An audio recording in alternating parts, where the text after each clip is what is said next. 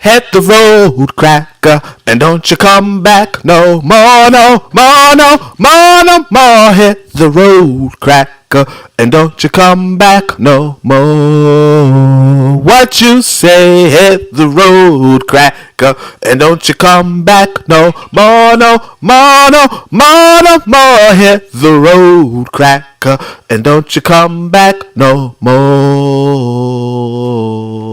Oh, Oni, yo, Oni, don't you treat me this way. I'll be back on my feet someday. I don't care if you do, cause it's understood. You ain't got no wisdom. Money. You're just a no good. Well, I guess if you say so, I have to pack my things and go. That's right, hit the road. Hit the road. Hit the road. Cracker. Hit that road. Hit the road. Hit the road. Cracker. All right, welcome to the Pro Black Perspective. Lord. All right, welcome to the Pro Black Perspective. Before we get started, I want to remind you guys that I'm part of a podcast network called KWAZ Radio. And there you got it. Hello there, dear listener. We hope you're enjoying this lovely discussion. If you're not already aware, this show is part of a podcast network called KWAZ Radio. A Pan-African Nationalist and Garveyite network comes to showcasing the rich and varied thoughts of African people. We have an exciting lineup of shows that we think you'll enjoy, including the Bitter Medicine Podcast. I think black people require too much buy-in. Like, we constantly have to sell black people on things that are beneficial to black people. The Pro-Black Perspective Podcast. I'm fearful that our people are not really studying how to get ahead, And we're kind of, continually staying behind. The Harsh Reality Podcast. It really don't matter. I think people so dumbed down, it wouldn't matter what you reveal to them. They still are in the matrix. They're in the simulation. They're going to keep doing what they did. They lemmings. So it really don't matter. The Learning Curve Podcast. Sexual access has never given you economic empowerment. The only person who has ever been economically empowered by a sexual relationship is the wasp and his woman. The Cathedral Cheek Show. When we start rising up to fight for our own, I guarantee you they'll stop doing what they're doing. I guarantee you they would have let their brother go. They was waiting to see what black folks was going to do. Brother Bakari Podcast. Black people love to claim folks that hate them, right? They're slave masters, and they are ashamed of who they really are. The Forecast Radio. Like, if you come to the same deity as, like, your enemy, and that God blesses your enemy more than you may want to reconsider who you praying to, And Tanzan, African Mind. Africans generally are welcoming of everyone. Sometimes, to my consternation, I think that they should be less, welcoming. If you love our podcast network, we would be grateful if you could rate and review us on Apple Podcasts. Follow us on social media, like and subscribe to our YouTube channel, and check out our website at www.kwazradio.com for more information. Thank you for tuning in. And now, back to the program.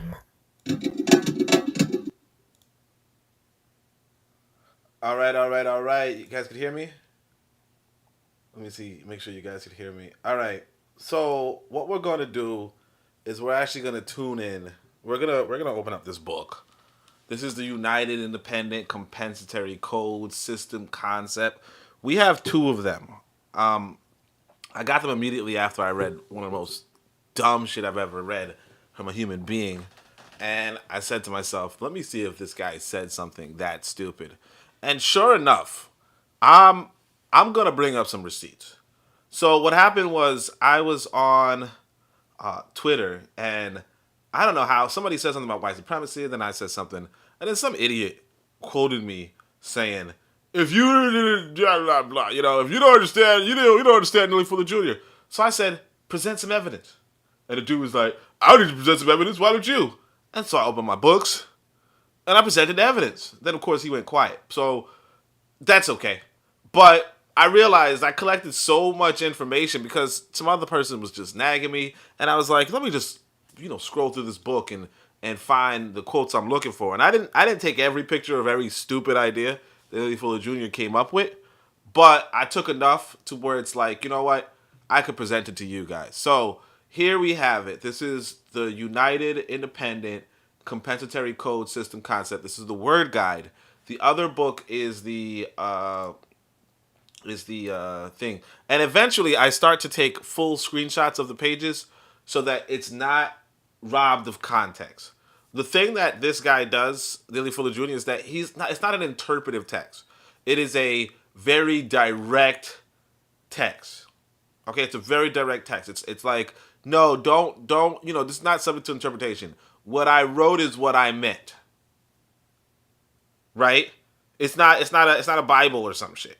You know what I mean? It is straight up, straight up and straight down. That's what I want to say. So, we're just going to go, we're scrolling through some of my, we're scrolling through, I guess, Telegram. But basically this is it. He says, look, sorry. So one of the most important things you got to realize is this. The whole point of the system, right? So this is a guy who basically codes the term white supremacy. Now, not exactly, because like you see, Marcus Garvey and Carlos Cooks do use the word, so it might have been a popular word. But as far as our use of it as a people, one of the reasons why we use this, as well as you got to get on code and all that shit, like if you're using it like Tariq Nasheed, basically, it's because of this Neely Fuller Jr. Now, some people will say, well, what about Frances Cress Welsing? Yes, Frances Cress Welsing, you pick up her book, ISIS Papers, she very early praises this, Neely Fuller Jr.'s work, right? So Neely Fuller Jr., like basically in some sense, you could say that she was his protege. But of course, if you look at his literature, when he updates his books, he's kind of shitting on her idea. He's like, how in the world could black people be genetically superior to white people if white people are the ones dominating black people, right? Which makes a lot of sense. And of course, but of course, it's also saying that black people are genetically inferior to white people. Now, you could call them African American. You probably shouldn't call them black, though. But here is this guy who believes that black people are genetically inferior. He believes that black culture is primitive, stupid. He believes all sorts of negative things about black people, right? He believes that white people are the smartest people on the planet. He believes that all that kind of stuff. And yet, if you say anything about Neely Fuller Jr., black people, like actual black people, will come at you and attack you. And say, oh man, you got something against African Americans. But it's like, the guy who calls you stupid doesn't. Or always taken out of context. So what we're doing is we're going to look at these quotes. Let me actually set up so that I can see if there are any comments. But let me just make sure you guys can see the screen. Just double check a second time before I get into it. Okay, good. So let's get started. First, we're going to start with the first quote that I saw, which is, this is the most important thing. Doing justice does require the cooperations of persons who are powerful enough to do what is necessary to produce it. It is correct for all persons to seek the help of persons who are smarter and more powerful than themselves. To ask a person to do justice is to ask that person to contribute to the production of that balance between people that is necessary in order to achieve peace in the known universe. To ask a person to do justice is to ask that person to do what every person should do as long as non-justice, non-balance between people exist. Now, I want to give you guys a context because this is probably the most important quote you're going to see from Neely Fuller Jr., okay? I want to give you guys some context. Basically, let me see if I can find it really quickly. Let's see if I can find it. So basically, I'm just minding my business. Well, not really minding my business, but I see some white supremacy bullshit on my timeline, right? And the first thing I say is, oh yeah, man, that guy Neely Fuller Jr., he thinks that white people like are the ones who are going to like are pretty much the only people who can stop stop white supremacy. Right? That's what he just said. He says it requires the cooperation of smarter and more powerful people. But you got to say to yourself, who are the smartest people according to Neely Fuller Jr.? Right? His whole concept, I wish I could find it easily, but I guess I can't because, it's not that easy. It was a recent conversation, but I also had several hundred recent conversations. So, you know what I mean? I'm going to try to scroll through my Twitter really quickly. I'll show you guys the screen so you guys could, join me in that little search. Let's see if this screen works. No. Okay. So this is unzoomed, and then this is, give me 2 seconds. Let's click it here. The hymn of Pan-Africanism. So, what we're going to do is we're just going to really quickly see if I can find it. So it probably would be in my replies, but not really. Because I think I retweeted it first. And then some idiot just like, blah, blah, blah, blah, blah. Yeah, so here's some of the Neely Fuller stuff. Right? I blocked like 2 out of 3 of them because it's just like at some point you got to realize how useless it is. Like some people really act like idiots on seriously, I blocked this person. This is another quote that I'm going to show you guys later, but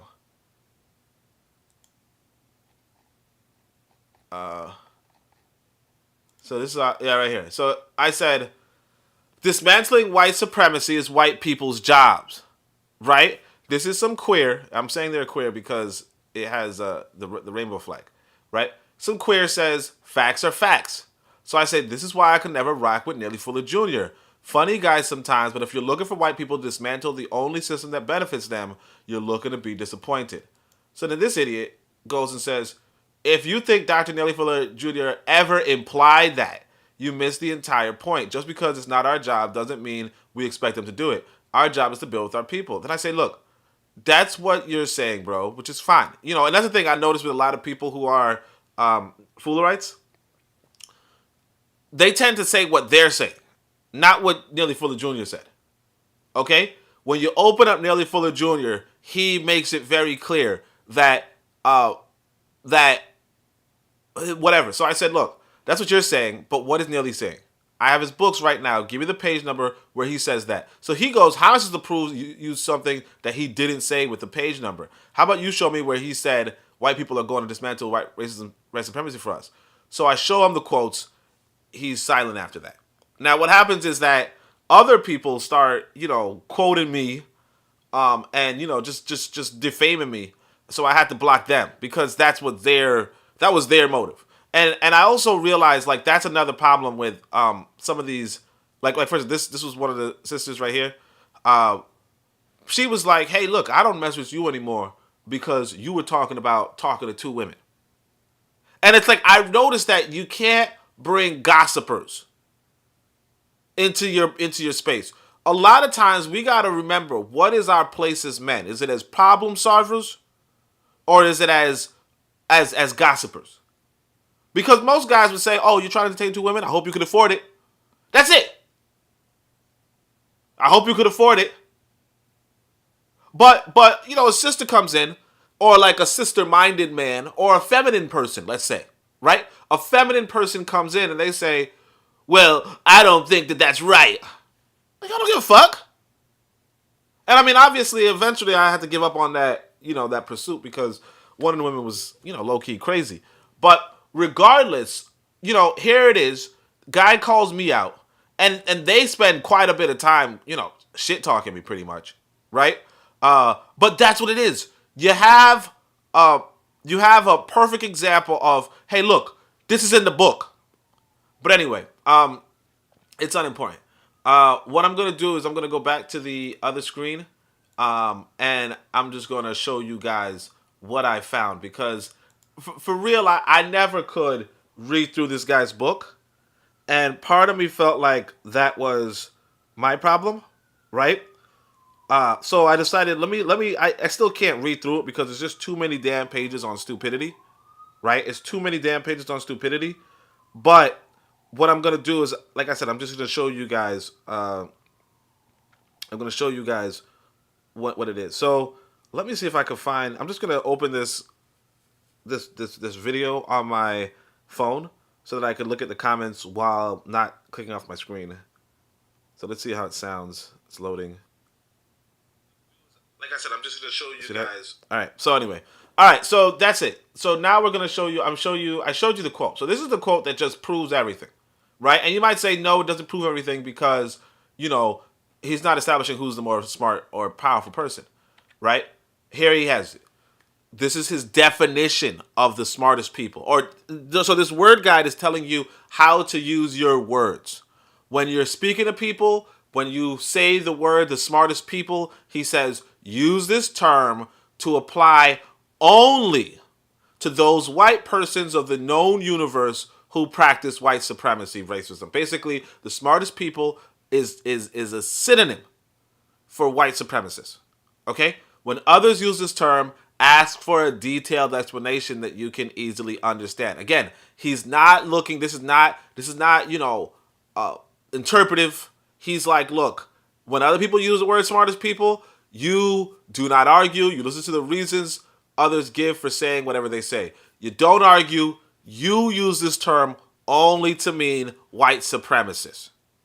Okay? The smartest people, according to Neely Fuller Jr., are the white supremacists. Who are those people? Those are basically every white person who's not practicing white supremacy, according to him. Okay? Every white person who's not a racist, according to him. But if you could think of a white supremacist white person, right? Whether it be, let's say you say Donald Trump, whether you say it's Joe Biden, whatever. Those are the smartest people on the planet. Those are the smartest people in the known universe. Not you, not Chegon to Job, not Brother Koku, right? Not Controverse, not Xbox or whatever, right? Not Brother Macari, not Forecast, not Cassandra, not Matron. None of those people are the smartest people. Okay? The smartest people are the white supremacists. That racist who burned the cross on your lawn, that's one of the smartest people on the planet. And you might say, no, only you're exaggerating. We're going to get to what he calls the smart list people. And it's going to include those people I just named. Okay? And again, this is not me. This is not me. Bit of message says, yeah, Fullerites always say why these are the smartest people on the planet. That's it. This is not me saying that Fuller's saying this. This is Fuller saying this. And it's explicit. This is in 2 books that he sells on his website. I think it's like producejustice.com or some shit. Let me get some water. He says, reason. All of the non-white people in the known universe, that's you or me, are subject directly or indirectly,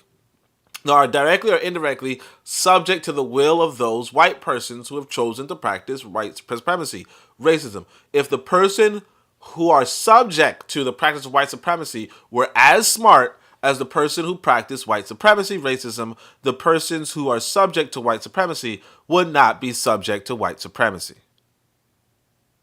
Okay? And look, again, he's not, pay attention to this. He's not saying, oh, there are non-white people who are not subject to the will of white supremacy. He says, all non-white people are subject to the will of white supremacy. It's the first line. That's his belief. Now you could obviously think of, the Chinese who are not white and they're not subject to white supremacy. You could think of, people in Africa. Like I said, when you go to Africa and you explore it, you really can't. What you got to understand is that this guy, I don't have the video, the audio. But I once heard this guy said he gets all his information from watching TV and movies. Like, he doesn't read books. This is an old-ass man watching TV and movies in America and thinking that America runs this global white supremacy system. That doesn't exist. Because like I tell you guys, when I went to, I'll tell you the city, when I went to Mbeya, there was no white supremacy. There were no white people. I mean, sure, you could possibly extrapolate, there was some sort of, like barter or trade with white people. Okay, but there's some sort of barter and trade with black people then. You know what I mean? The shoe goes on 2 feet. But like this, like again, if you just looked at it from the perspective of America, does the white man have a lot of authority in America? Absolutely. White man knocks on my door and says, hey, look. You know what I mean? Or a white man says, you know what? I'm just going to turn off your internet. He could do that while I'm in America. Okay, while I'm in America, he could just turn off my internet. Can he do that when I'm in Tanzania? No. If he wants to turn off my water while I'm in America, absolutely. Can he turn off my water in Tanzania? No. I got a black man to turn off my water. Like, they turn off whatever they want. But what I'm saying is that, what he's saying, again, his book is more valuable if you just say, oh, he's talking about America. Now, the thing is this. In his mind, he's not just talking about America. And a lot of foolerites will convince you that he's not just talking about America. Because, again, he's not saying in America. He says in the known universe. Okay? Now, unless Africa is outside of the known universe, right? He's really talking about everywhere. But it's not realistic. Because, again, you could say a lot of things about China. China is not under white supremacy. Okay? You could probably make a case for Japan. Man, you really can't, but you probably could. You could probably make a case for Taiwan. But as far as China, you can't make that case. You just can't. Mostly because even white people admit that China's not under them. And in fact, there was a time when Neely Fuller Jr. No, not Neely Fuller Jr. Tariq Nasheed debated this white boy. Can't remember his name. But the white boy was like, "What? China? You think China's under our control?" Like, it's just like, like you gotta be out of your damn mind, honestly. But it is what it is. So he says, if the persons who are subject to the practice of white supremacy were as smart as the person who practiced white supremacy, the persons who are subject to white supremacy would not be subject to white supremacy. So again, if anything, you're making a case for the Chinese being pretty smart, right? But let's keep going. Persons who are subjugated are never as smart as the people who are subjugating them. The white supremacists have proven how smart they are. The victims of white supremacy can only prove that they are also smart when they are no longer victims. So again, you're not going, like, if you leave America, you're not a victim of America anymore. Now, there are some exceptions, obviously, because America can kill some of your political leaders. But again, the shoe goes on both feet. You know what I mean? Like, you could technically kill some of America's political leaders too. You just don't. And not just that, the Americans have the good wherewithal to try to protect their leaders much better than you do. This sister would tell me once upon a time, she said, look, when she was in the NOI, Nation of Islam, right?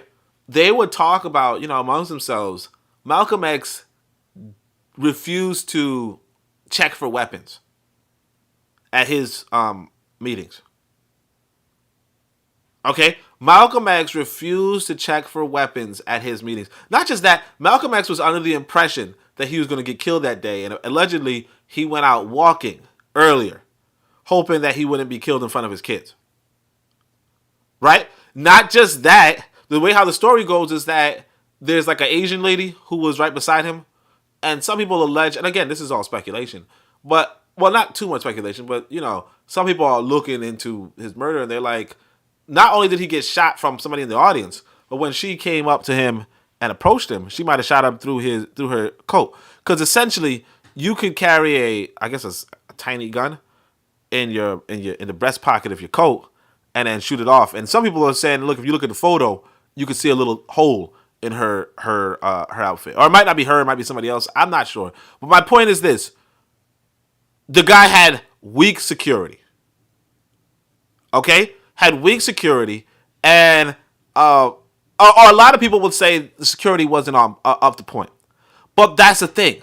When I mention a U.S. official, you already know there's something called the Secret Service that highlights or stresses the importance of security. You know? And I mean, I don't want to say too much because, it kind of touches on to some of the contents in my books, or some of the contents in my next book. But what I'm saying is that, yes, the white boy kills your leaders, but do your leaders practice the level of security that would be required for your leaders to not be killed? Because you're in a hostile world. And if you don't understand, because see, the Americans understand they're in a hostile world. I was in university one time and they said Obama was visiting. And everybody was like, oh, they're going to interview everybody in this. Like he's visiting, like, I think it was like Cane's Chicken, right? It was the restaurant in the school I went to, right? And I think I saw the video online or some shit, right? They're like, if you were going to be in that restaurant at that point in time, you were going to be interviewed and spoken to and carefully curated, carefully selected, all that kind of nonsense. When Obama was visiting. Right? Like we know this. They're going to interview the owner, we're going to interview this, we're going to interview that, we're going to look at the background check. What do you do? I just think about it, even if we're talking about this black conscious space. What kind of background check? I don't want to say on me because I don't want some people to go doing the background stuff on me. But what I'm saying is this. What kind of background check did you do on me? What kind of background check did you do on the people in the chat? If you didn't do a background check, that's the reality. That's the reality. So now if you were to say, oh, I'm going to trust you with this information, I'm going to trust you with that, like we actually had somebody, like when we played this, when we played the ad for the different spots on the network, somebody, well, at least one person disappeared. No trace. No background check. Now, I'm not saying you're supposed to run a background check on people. I'm not saying that. But what I'm saying is that other people take their security seriously. So when you start saying, oh, they could kill your leader. Yeah, you can kill their leader too, but they take their security seriously. And you don't. And you got to come to terms with, in a hostile world, if you do not take your leaders seriously, or if you don't take your security seriously, yeah, your leader's probably going to get killed. Because everybody's trying to kill leaders. Castro had 60-something attempts on his life. Putin had 7, 8 attempts on his life. Who knows how many attempts on life George Bush had, Donald Trump, Joe Biden, so on and so forth. Obama. Come on. That man was in office for 8 years. You think there was nobody trying to kill this man? From America, at least. Sorry, that was I don't know what that water was doing, but yeah, you get what I'm saying. So yeah, I mean, you can't go on about, yeah. I think black people need to have a different philosophy, a different outlook. This is why, like I said, I'm trying to write this book. I haven't really made much progress. Even today, I thought I was going to, but I didn't. I don't know if I should tell you guys just a little background about me. I was supposed to be in Africa right now. They canceled my tickets. They actually gave me a small refund. I want to say a little bit over 50% of what I paid. So basically, I'm down a few $100. So if you see the Cash App running by, no, I'm joking. But anyway, but my point is this: you.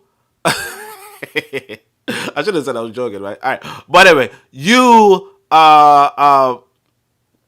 What I'm saying is that, yeah. Like, oh yeah, so I'm a little bit down with regard to writing my book, but this book is supposed to be the next freaking level, because you actually need somebody to sit you down and say, look, how much are you valuing your security? How much are you valuing the security of your leadership? You need somebody to sit down and hold a book and let that book tell you, yeah, dude, like get serious, because these other people are very serious. Say what you will, but America looks after its fucking leadership. Even after they die. I mean, even after they leave office. But anyway, we're going to keep going. I think I see some comments. We got Brother Bakari in the building. So we got Matron says, greetings everybody. Bit of Medicine's obviously here. Brother Bakari says, Oni, I'm sorry I'm late, but I'm glad you're doing this. Yeah, man. Forecast is here. What? It's a party. Brother Bakari says, I've never heard no people talk about so-called white supremacy but black people. Yeah, I mean, that's the thing. But this guy, Neely Fuller Jr., he takes it to another level. So, I mean, he takes it to the same level as that lady in the OP. But where it's like, it's white people's job to end white supremacy. And look, Neely Fuller Jr. says the same thing. Let me just remind Brother Bakari of this. He says, doing justice. Now, look what he says. Look at the words. He's using very particular words. This is a dictionary. You see how the next one it says, Justice Department, avoid using these terms. According to the current, don't even use the term Justice Department. Don't use the term Department of Justice. Right? And again, you can kind of tell just off of him saying Justice Department and Department of Justice, he's only talking about the United States, but he can't freaking fathom it because he doesn't read books. He doesn't travel. He only watches TV, and he says this. But anyway, he says doing justice does require. What does require mean? It needs the cooperation of persons who are powerful enough to do what is necessary to produce it. It needs powerful people. Who are the powerful people? And he says it is correct, it is right for all persons to seek the help of people who are smarter and more powerful than them. It is correct to seek the help. So it's correct for you as a black person to seek somebody who is smarter than you and more powerful than you. And so we're talking about who the smartest people are. And it's not me saying it. This is him. The smartest people are the white supremacists. He says, no, there's a reason to believe that at all times, in all places, among all people, it is the correct duty of the smartest people to guarantee that justice, balance between people, is produced and maintained. There is reason to believe that smartest people are allowed to be smart and allowed to be in contact with people who are not smart. There's reason to believe that smart people are allowed. So there's a reason to believe that if people who are smarter than other people decide not to produce justice, it is logical for the law of compensation to cause a condition in which the not smart people will become smart enough themselves to cause justice to be produced. So basically he's saying, look, it is the correct duty of the white supremacists to guarantee that justice is produced. How fucking stupid do you gotta be? And this is some people's Bible. How fucking stupid do you gotta be that you think that the white supremacists is the duty of the white supremacists to guarantee that justice that you're looking for? And it gets even dumber than this. So this is the next page. During the existence of white supremacy, racism, and according to the compensatory counter-racist logic, those white people who have chosen to make the non-white people of the known universe subject to white supremacy have proven that they are the smartest people by making the non-white people subject to white supremacy in all areas of activity, including, I said that weird, right? Including economics, education, entertainment, labor, law, politics, religion, sex, war, and counter-war. So then you say to yourself, smartless people. And again, he's saying, use this term to apply to, because look at smear. He says, avoid using this term, right? That is dark with oil or something. All right, whatever. He says, avoid using the term smear, right? When applying to the actions between people. But he says, what are smartless people? Use this word to apply to non-white people, generally and or collectively. All non-white persons who exist in direct or indirect subjugation to racist white supremacy. Definition 3. The people of the known universe who are classified as non-white when they are compared both collectively and functionally with the people of the known universe who are classified as white and who practice white supremacy. And then number 4, people who are less smart than people who are smart, and or people who are less smart than people who are the smartest. So basically, he's saying, in a nutshell, the smartless people are you. So look at the chat. So the smartless people, a smartless person would be the pro-black perspective.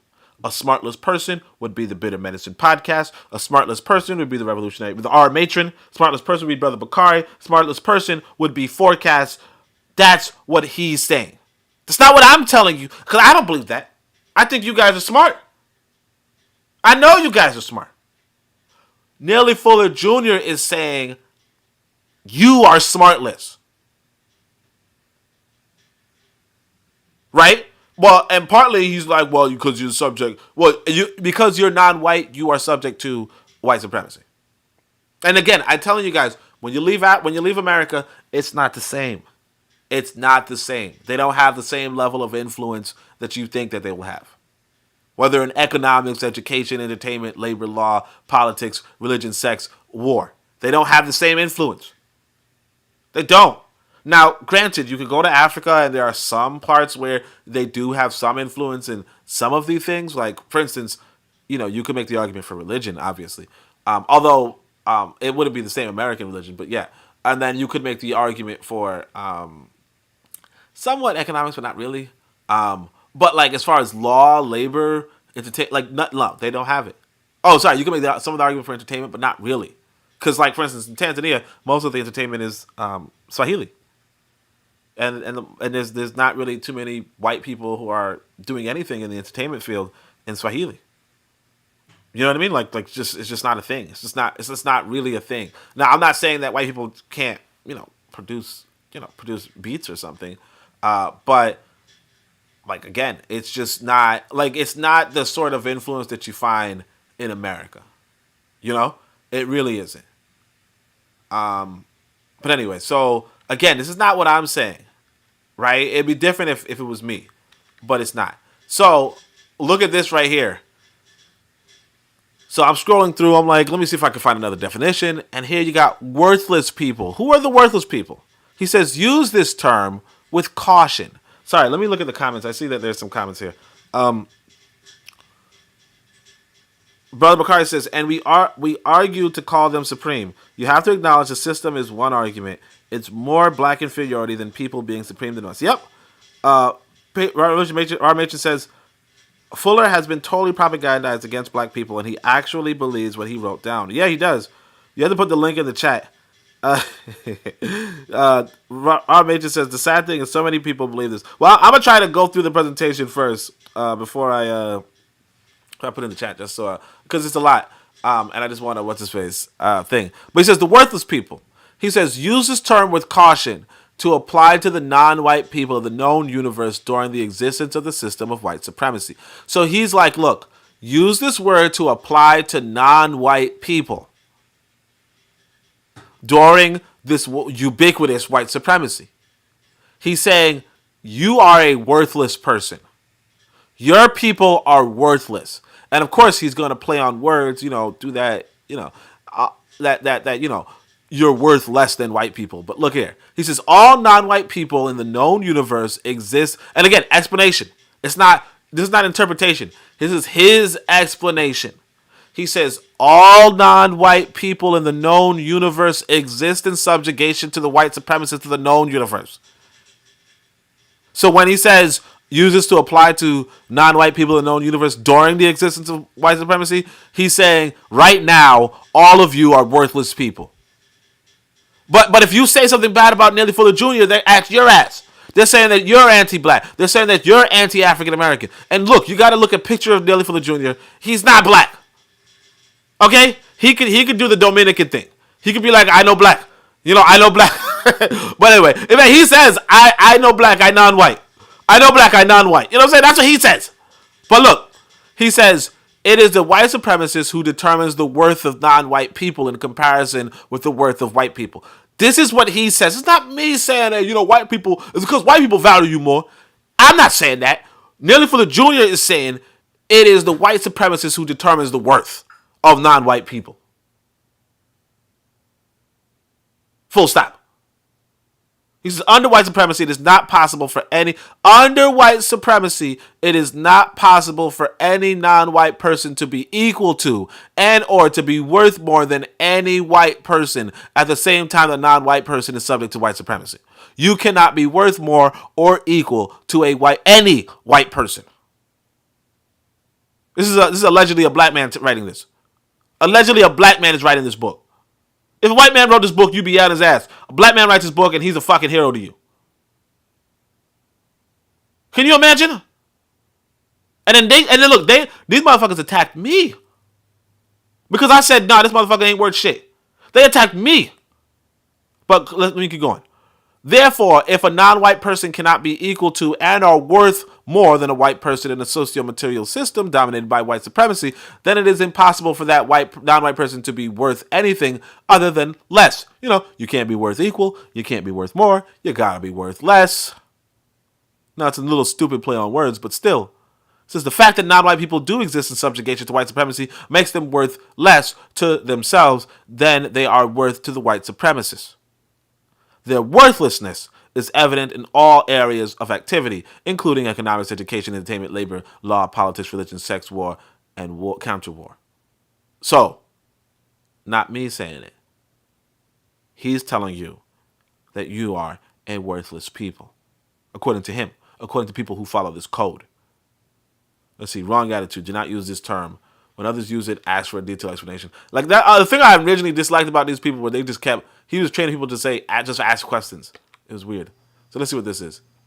So I was trying to show this people. Look, this is the book. This is not me writing it. This is the book. They were like, can you screenshot the whole page? And I was like, look, this is it. This is it. You could pause. You could screenshot it yourself, but this is what the book looked like. So I decided, let me take a thing right here. He says, look, the whole purpose of this code, right? And let me actually look at the comments, see if anybody he says, Butterberg Cardi says, go through the presentation first. Yeah. R. Mason says, Fuller is an unhappy mulatto that didn't get a chance to pass for white. He's projecting his negative self-image onto millions. And black folk are going around with it. The trouble is this. If an unhappy, a tragic mulatto is saying some fuck shit, that's fine. The fact that you as black people are willing to attack another black person, i.e. me, right? Be like, oh, you just hate African Americans. You don't like Neely Fuller Jr. because you don't like African American scholars. That's what some dude said.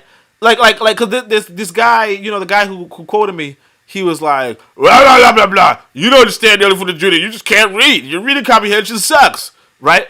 And it's like, dude, these are the fucking pages. And some other guy decided to write under his thing, actually, no, that's Oni. He's cool and all, but I don't think he likes African American scholars. He also says something against Claude Anderson.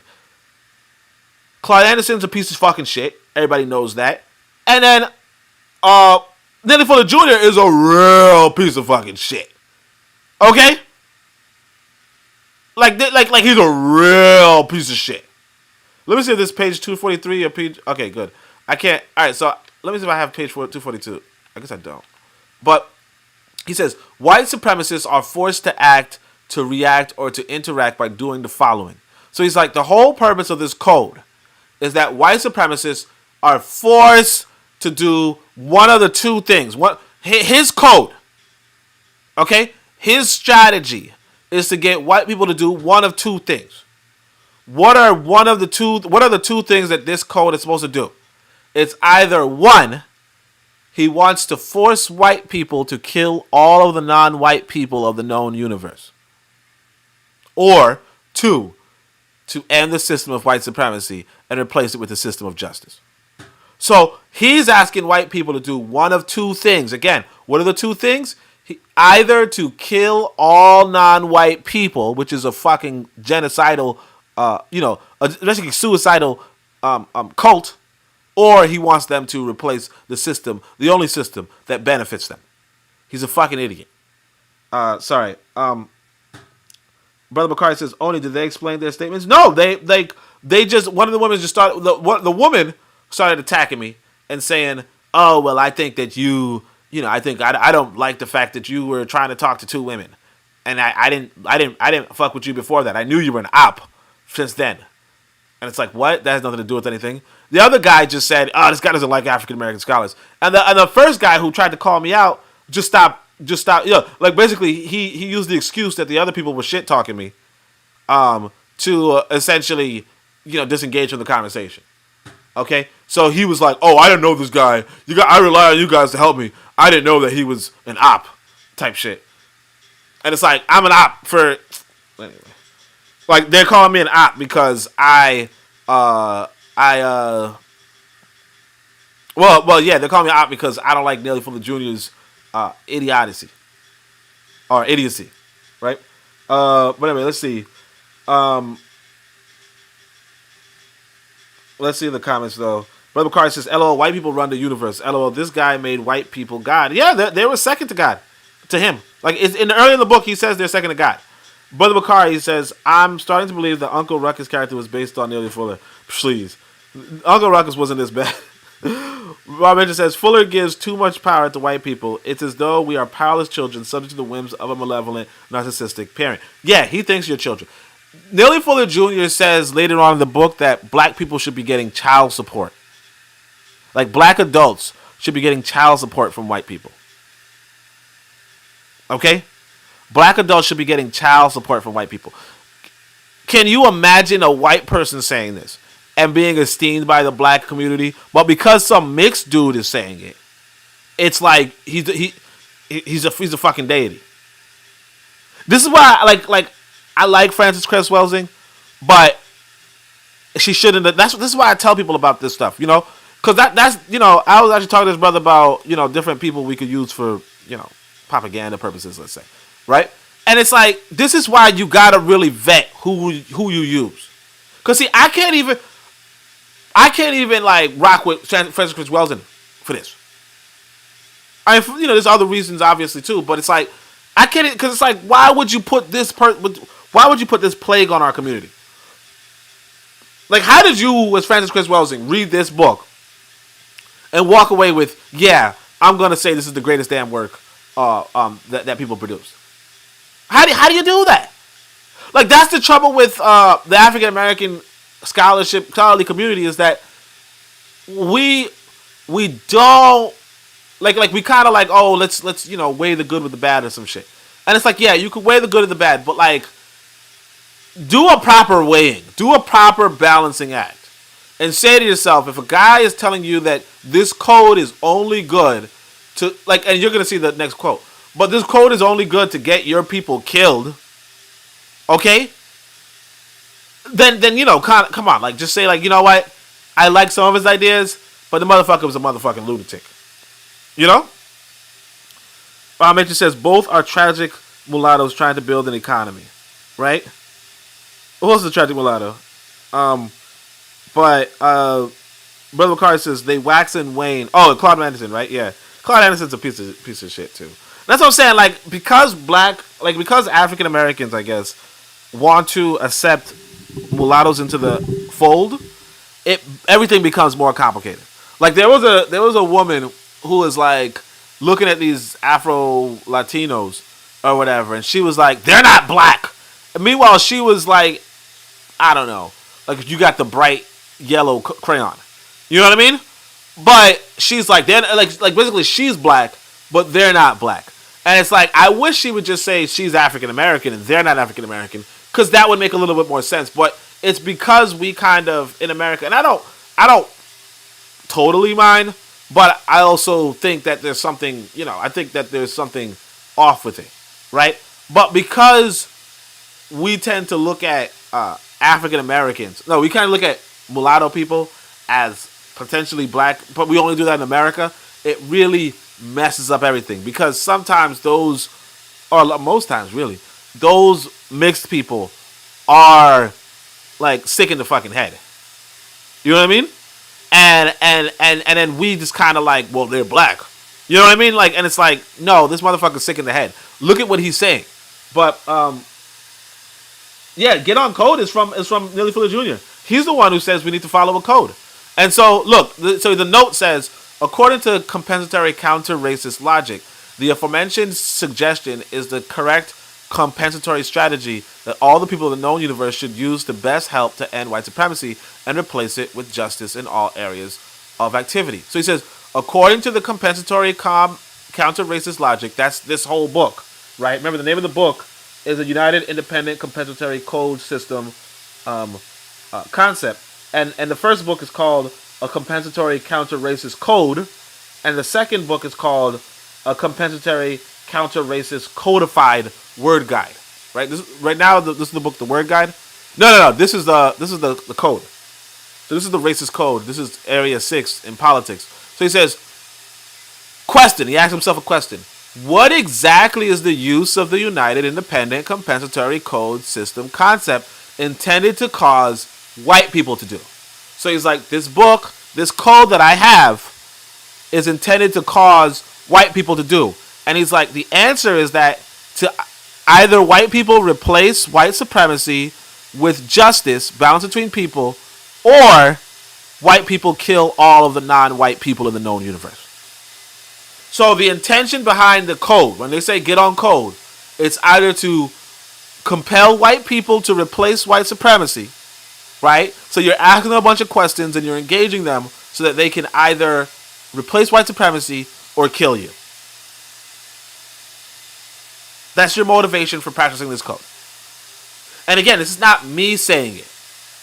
This is on page 243 of his Compensatory Counter-Racist Code in the revised expanded edition. Okay? So this is in the expanded edition. That means he kept it. He kept it. He was like, this got to be in that book. He says the purpose of using this code is either for white people to replace white supremacy or kill all non-white people. Now, he does say if they start to kill you guys, you should defend yourself, which again, some people might say that's a good thing. Sure, it's a good thing. Except for it's not a good thing. What the fuck kind of system has you trying to get killed?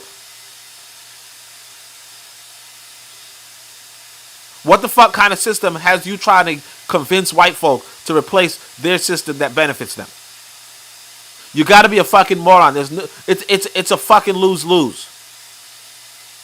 Because one, they're not going to replace their own freaking system. That's stupid. Two, you want them to fucking kill all of you? Like, because they're not going to do the first one, they're obviously going to kill all of us. So your whole fucking plan is to get us all killed. And obviously, I shouldn't be cursing. I'm sorry. I know Brother Carr's not trying to curse. But, I mean, it's serious. And again, I'm telling you. Because, see, when people attack me online, see, one of the reasons why I'm online is so that when I release my book, I might have some sales. So when you attack me online, you know, you're kind of hitting my money. You're hitting me where it hurts. Okay? So I don't really appreciate, you know, so I have to block the people who were attacking me. People who were keeping notes on me. People who were like, hey, I follow the guy, I mess with the guy, but I'm going to shit talk him anyway. And you're going to shit talk me for this shit? Like, I understand if you shit talking me for, you know, Traore of Burkina Faso. That's good. You shit talking me for that, brother? That's good. But you shit talking me for this dude who's like, my whole purpose behind my code is to get you motherfuckers killed. He doesn't even call you black. He calls you non-white. He's so white-centered. He doesn't even call you black. He calls you non-white. He don't even call you people of color. He don't call you colored people. He calls you non-white. Because that's you know, like what Matron's saying, that's what he knows himself to be.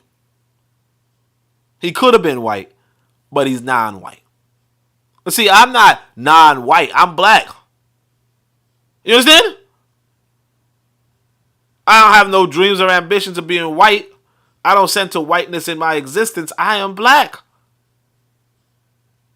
Okay? I tell you guys, you know, this city, I don't want you guys going there because, you know, whatever. But this city in Tanzania, Mbeya, most beautiful city. You know, they said that, like, basically, one of the rumors is if you want a woman with, you know, a nice body, you go to Mbeya. But it's not even just that. It's like, if you want a woman with a nice body and dark skin, you go to Mbeya. And sure enough, not every woman has, you know, a nice body in Mbeya. That's just fabricated, right? But they all have dark skin. It's beautiful. It's beautiful. Those people are not non-white. They are black. And and it's beautiful. And this fool is like, you know what? They should practice a code to get themselves killed. And you say, well, look. Surely, Oni, there's an explanation for this. And I know some of you read ahead. Surely there's an explanation for this, Oni. He can't really necessarily mean that. No. And by the way, let me actually, I think I might have this chat infiltrated. So I probably missed some comments. Let me just see if I missed any comments. Argue, call him supreme. No, I didn't miss any comments. No, I didn't miss any comments. So this is the explanation for that answer. He says, the white supremacists collectively intend to practice white supremacy forever. Exactly. Therefore, they will kill or help to kill enough non-white people to satisfy their need to have fun in doing so, but they do not intend to kill so many that none remain. They kill or help to kill enough non-white people to frighten those who remain. This is the only way that they can continue to enjoy practicing white supremacy. Now, again, this is a stupid and immature way to look at what white supremacy is. White supremacy. Now, again, I don't call it white supremacy. I call it white nationalism. White people are just running their damn nation. You're not running your damn nation when you're in America. Okay? When you're in America, you are not running your nation. That's it.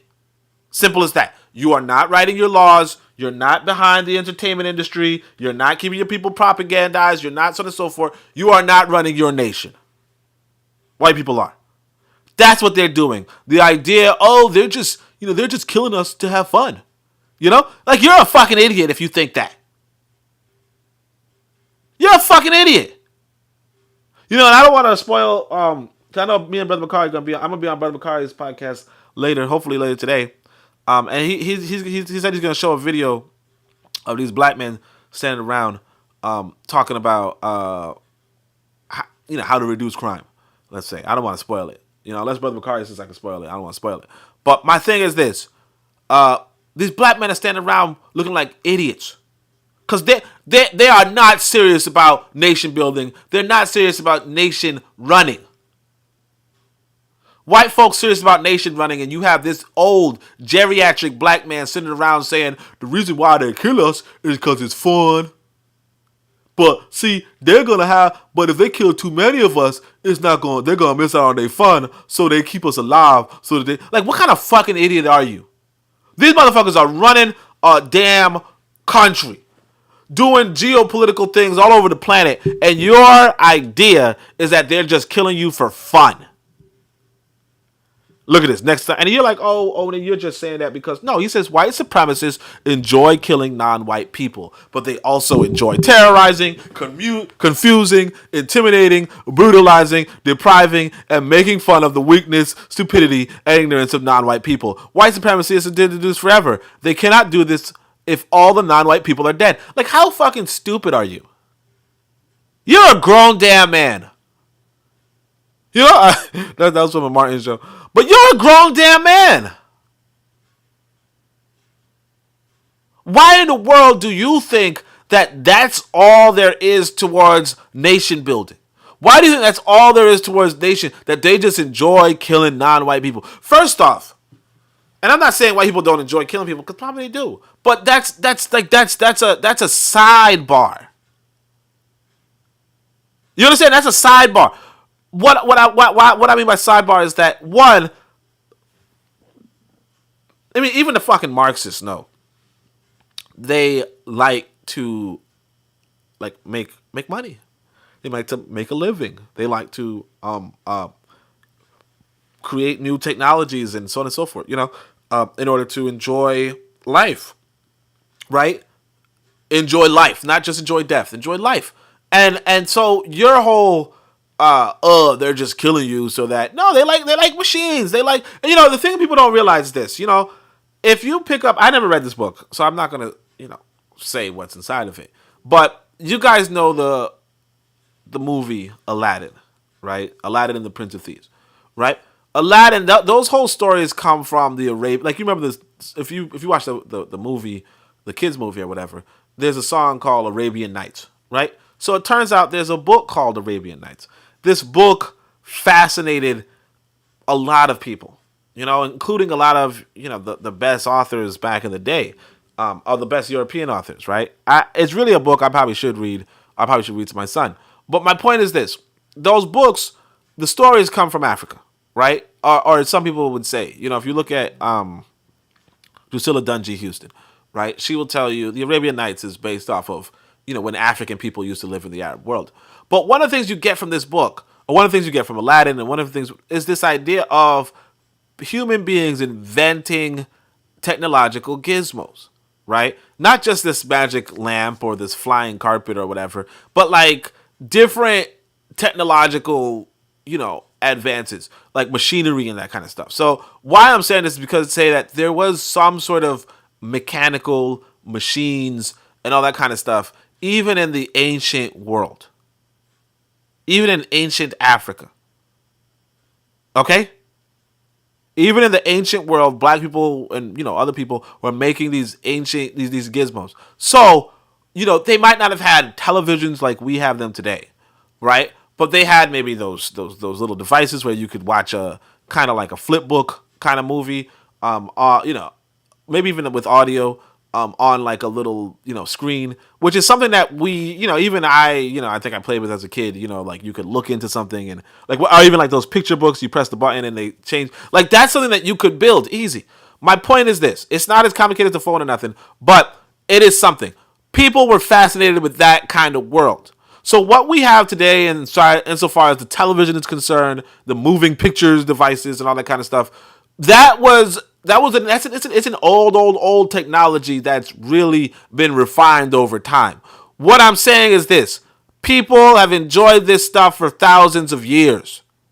And if you really pay attention to, why we're getting coltan and why we're getting minerals from the Congo or this and so forth, right? It's to create these sort of devices. Now, we as African people should be creating these devices, right? But very simplistically, humans for a long time have found joy in things outside of killing each other. Okay? Very simplistically and very, very much so, the economy is geared towards humans finding some sort of, let's say luxury. Some sort of luxuries in their lives, right? Outside of just killing each other. So for you to simplify this system that we live in to, they just enjoy killing us, and that's why I'm suffering, you completely fucking missed the point. You should have just opened the fucking book instead of telling us that you don't open books. You should have just opened a fucking book, Neely Fuller Jr. You should have just opened a damn book. That's it. Just open a damn book. You're 80 fucking years old. You have no excuse to be an illiterate. And I know people are like, hey, he's not illiterate. He wrote a book. Yeah, look, they said, if there's not too much difference between a person who doesn't read and a person who cannot read. Okay, there's no advantage to being literate if you don't read. And this guy says he just watches movies. Of course you're going to be like a fucking idiot. Sorry, let me see the comments. Brother Carter says, white people is the real 5%. 5% of the nation's gods of earth. Yeah. And only going in with the facts. No, I'm just saying, like we have to be realistic though. Right? Like there really was, ancient, machines. Now we might, look at, some societies, and be like, oh, there weren't no machines. Because we don't even know. Like we were given a bullshit story, a bullshit narrative. I could show you guys, they said pre-colonial Africans, they were making soaps and this and metal, metallic, blah, blah, blah. Like they were doing a whole bunch of stuff. If you look at South Africa 20,000 years ago, they were mining out, like whole, so on and so forth. Like there was a lot of economic activity before we, before the modern era that we don't even like it just seems like, when is this? Like why do they not teach us this? They don't teach you this because you're crazy enough to go to their schools. They don't teach you this because you're crazy enough to go to their schools. That's why. And you got to remember that the whole purpose of the school is to make a fucking robot, a human robot. That's it. And they tell you this, but I don't want to show you guys that quote, only because I'm trying to focus on this book. But if you guys need that quote, you can let me know. But other than that, it says racists, however, are not in favor of the extermination of all non-white people. Now again, he's fucking crazy if he thinks this. He's fucking crazy. These white people did attempt to kill every non-white person. Like the Native Americans were wiped out. The buffalo was wiped out. Now the buffalo's not a Native American, not a human, but you still, right? The buffalo is extinct. The Australian is extinct. The Tasmanian is extinct. Carlos Cook tells us that the nearly 2/3 of African people were wiped out during the colonial, the pre-colonial, and then the colonial period. 2/3. Okay. So his idea that white folk. Now the thing is, the difference between between the Africans, the Asians, the Australians, and the Native Americans, right? The Americans, is that the Americans and the Australians had a way bigger technological gap. So the Africans did fight. Shaka Zulu put up a good fight. Not just Shaka Zulu. I was just reading about this other brother. Damn, I can't remember his name, but put up a good damn fight. In fact, I just wrote about him in my book, but I closed my book so I could thing. But I was just writing about him. He put up a damn good fight. I want to say maybe the Basotho. But yeah, the Basotho leader, yeah, he put up a really, really good fight. And you know, if you pick up the book by in fact, I'd recommend Neely Fuller Jr. picks up this book, but pick up the book by J.A. Rogers. He will tell you that this was the only, you know, black person, if you will, who fought white, like who won a battle against white folk and didn't like face any consequence. You know what I mean? Like he beat the British bad, and then eventually he told the British, "Hey, let's form a peace now," and they were like, "Okay." But anyway, so he's like, "Yeah, you can't do this with all white people." So he says, racists, however, are not in favor of the extermination of all non-white people. They are in favor of many non-white people being killed, but not all of them. They have no desire for non-white people to become extinct. Now, again, he's out of his fucking mind, but whatever. If non-white people were to become extinct, there could be no way for white people to practice racism. At least they could not practice it in the form of white supremacy. Now, again, he's so fucking stupid. White people are practicing nationalism. They're practicing nationalism. You think it's racism because you're fucking stupid, but they're practicing nationalism. Racists want non-white people to continue to exist. And again, no. It is not possible to practice white supremacy if non-white people do not exist. So, you know, take for instance, you know, they say it's Rule 34 or something. I don't know if it's Rule 34, but something. Where they say, you know, every argument, you know, eventually leads to Hitler or some shit, right? But I want to just use Hitler as an example. You think Hitler didn't want to kill all the Jews? You think Hitler wanted to be an anti-Semite? Like, and again, you know, here's the thing about it too, because a lot of people are a little confused, right? The people who made up the term racism were, like, they were talking about Hitler and the Jews. You know, what we call anti-Semitism today is what we call racism. Now, you got to bear in mind, look at this. Like Whoopi Goldberg pointed out, they're not a different race. Okay? So we kind of co-opted this term racism for something entirely different. Well, not entirely different, but we called it the term racism, and then we kind of confused it. You get what I'm saying? Now I know what some people are thinking. Hey, well, blah blah blah blah blah. But you gotta understand. Like I said, I read this book when I was younger because I wanted to learn more about racism, right? And I read this book, and it's like, now some people do say Blumenbach created different races. You know, whether it be the Caucasian and the Negro and all that kind of stuff, so on and so forth.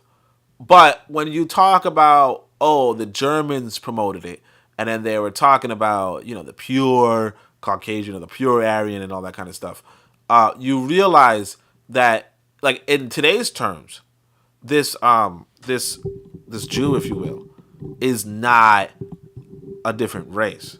Now, of course, maybe in those terms you would say, well, he's not an Aryan. Well, I think he is Aryan. He's a Semite or something like that. Semitic. I don't know. I don't fully understand. But It is what it is. Let's go to the next page. Uh, so did I? Oh, did I already wrap up? Oh, so I guess I didn't quote a lot of things because I was just like, it's too many things, and I didn't want to go on too long. So here are some quotes. These are actually a lot of quotes, and I'm just gonna read some of them. Well, not some of them. I'm gonna try to read all of them, and then you can kind of get a picture of where he is. Now, bear in mind that I only took maybe like 5 pages like this, but this is like 30 pages. So after he writes his book, he then goes over 30 pages of extra notes of basically just quotables that he thinks is really good for a people. So he says, look, one way, and I just took some of the pages that had more, just had something significant in relation to the argument that I was presenting, right? But he says, look, one way to learn how to do something of constructive value is to volunteer to help someone who is doing something of constructive value and who is willing to teach you to do what is being done. So again, not everything he says is awful, okay? But occasionally he says something that's awful. And I know somebody might say, well, that's probably where you can say the good outweighs the bad. Not really. Because a lot of what, like the context for Neely Fuller Jr., as well as a lot of the, for what it's worth, a lot of the African American scholars, is that you're coming from a place of total ignorance. You know what I mean? So it's like, I think the quote was, I think it was Dr. Clark who said, if your history begins in slavery, everything looks like an improvement. Like everything looks like an improvement if your history begins with slavery, right? And so the same with Neely Fuller Jr. If your knowledge base or your knowledge level begins with the public fool system, then everything looks like genius. Okay? But my advantage is that my knowledge system does not begin with the public fool system. You get what I'm saying? And that's the big difference, So that's even like what I would say with regard to Amos Wilson. Like he's a if you're looking at him in the context of the conscious speakers, the con artists, the brother Polite, so on and so forth, he's brilliant. But like if you're looking at him from the perspective of like Marcus Garvey, for instance, right? Then you're like, whoa, Marcus Garvey was leagues ahead, and that's just what it is, right? So from a Garveyite perspective, Neely Fuller Jr. is trash. Now from a public fool, like from what the white people tell you, he's probably not that bad. So he says there's no way to talk about racism and white supremacy and tell the truth and make constructive suggestions based on telling the truth without offending many white people and embarrassing many non-white people. So again, I'm just going to read through these, see which one of them was actually what I wanted to highlight. I probably should have like underlined it or something. But anyway, you could just see the white supremacists, racist women, racists collectively are masters of fear, therefore expect most non-white people to fear them. So again, not entirely untrue. A lot of people are going to be afraid of white folk. And again, if you're looking at it from the perspective of America, okay? If you're in America, yes, a lot of black people are afraid of white people, right? Outside of America, a lot of black people are not afraid of white people, like not even remotely. And they're actually too unafraid of white people. You know what I mean? Like they don't look at white people as enemies. They don't look at white people as hostile. They just don't have a real opinion about white people, except for the fact that they think white people have money, right? But that's about it. So he says, during the existence of white supremacy, it is incorrect for non-white females to expect non-white males to protect them from non-just decisions of racist man and racist woman. Non-white males have proven that they do not know how to protect themselves. So again, this is actually pretty important because I was just in a conversation on Twitter. I wasn't in the conversation really. I just saw a conversation. But some guy, and Brother McCarty is going to like this guy.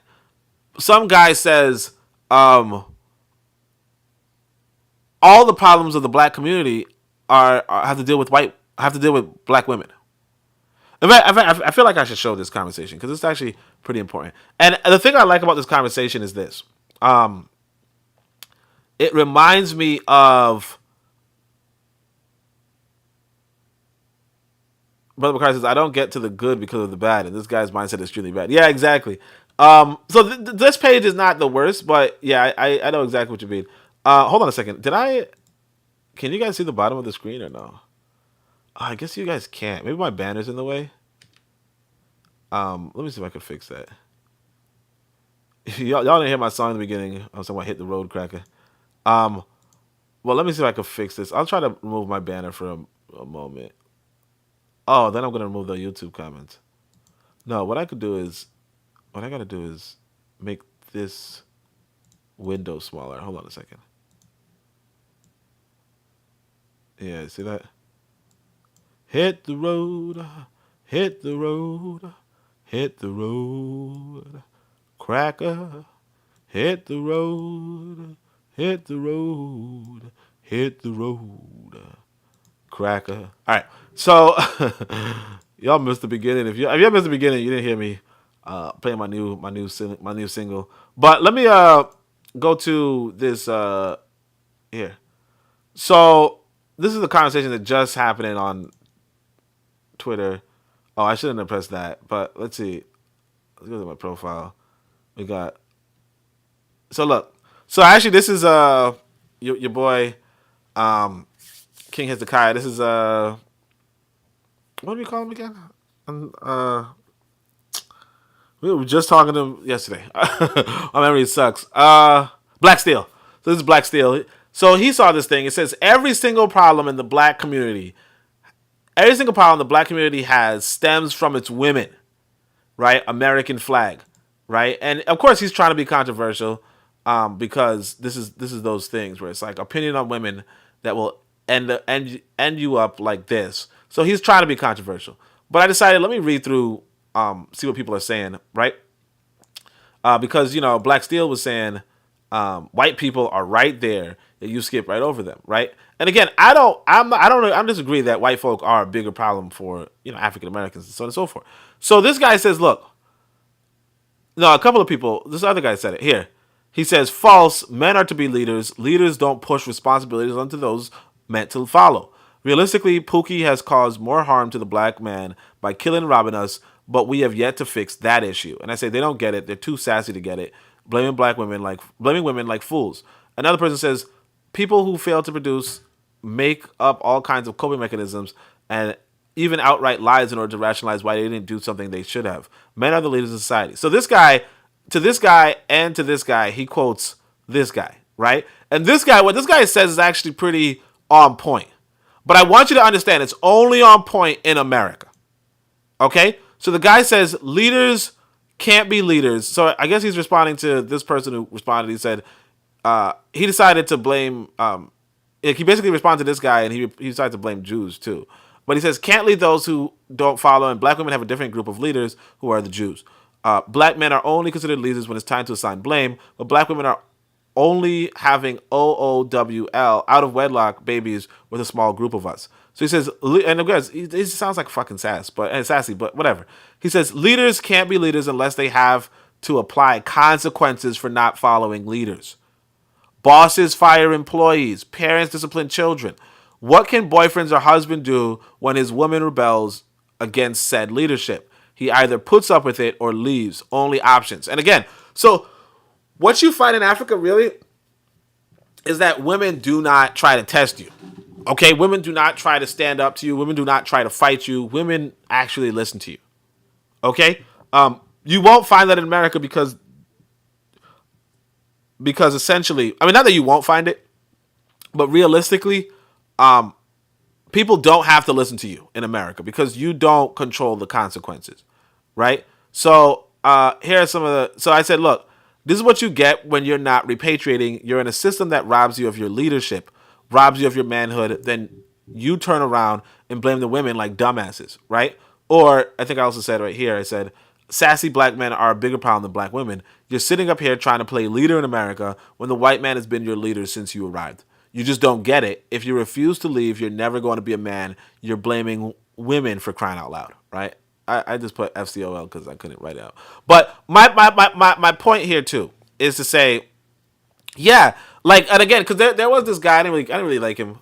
He was on Bit of Medicine, and he was saying, look, basically, yeah, if like the scenes that you see in regards to men and women, you don't see in Africa.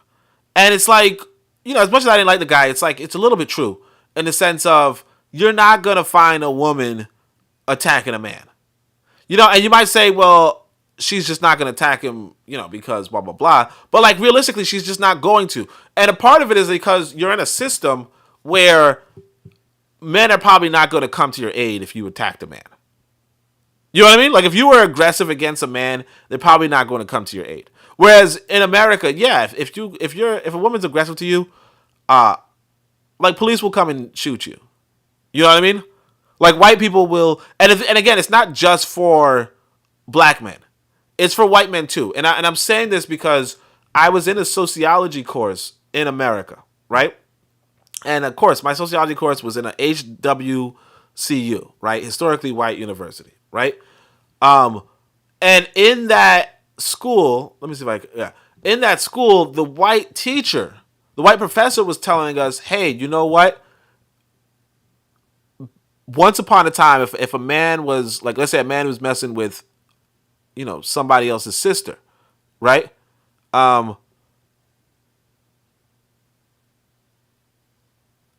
McCarthy says, only that's East Africa. I dated Nigeria, Ghana, Senegalese, act just like African American. Well, yeah, if you date them in America, it's different. So that's another thing too. A woman in America is going to be different. Like one of the things that people know. In fact, even my neighbor was telling me this. He says, if you bring a woman to America, she's going to Americanize, like, pretty quickly. Because essentially America kind of has, I don't want to say women's rights. I don't think that's the problem. I think women's rights is a good idea, honestly.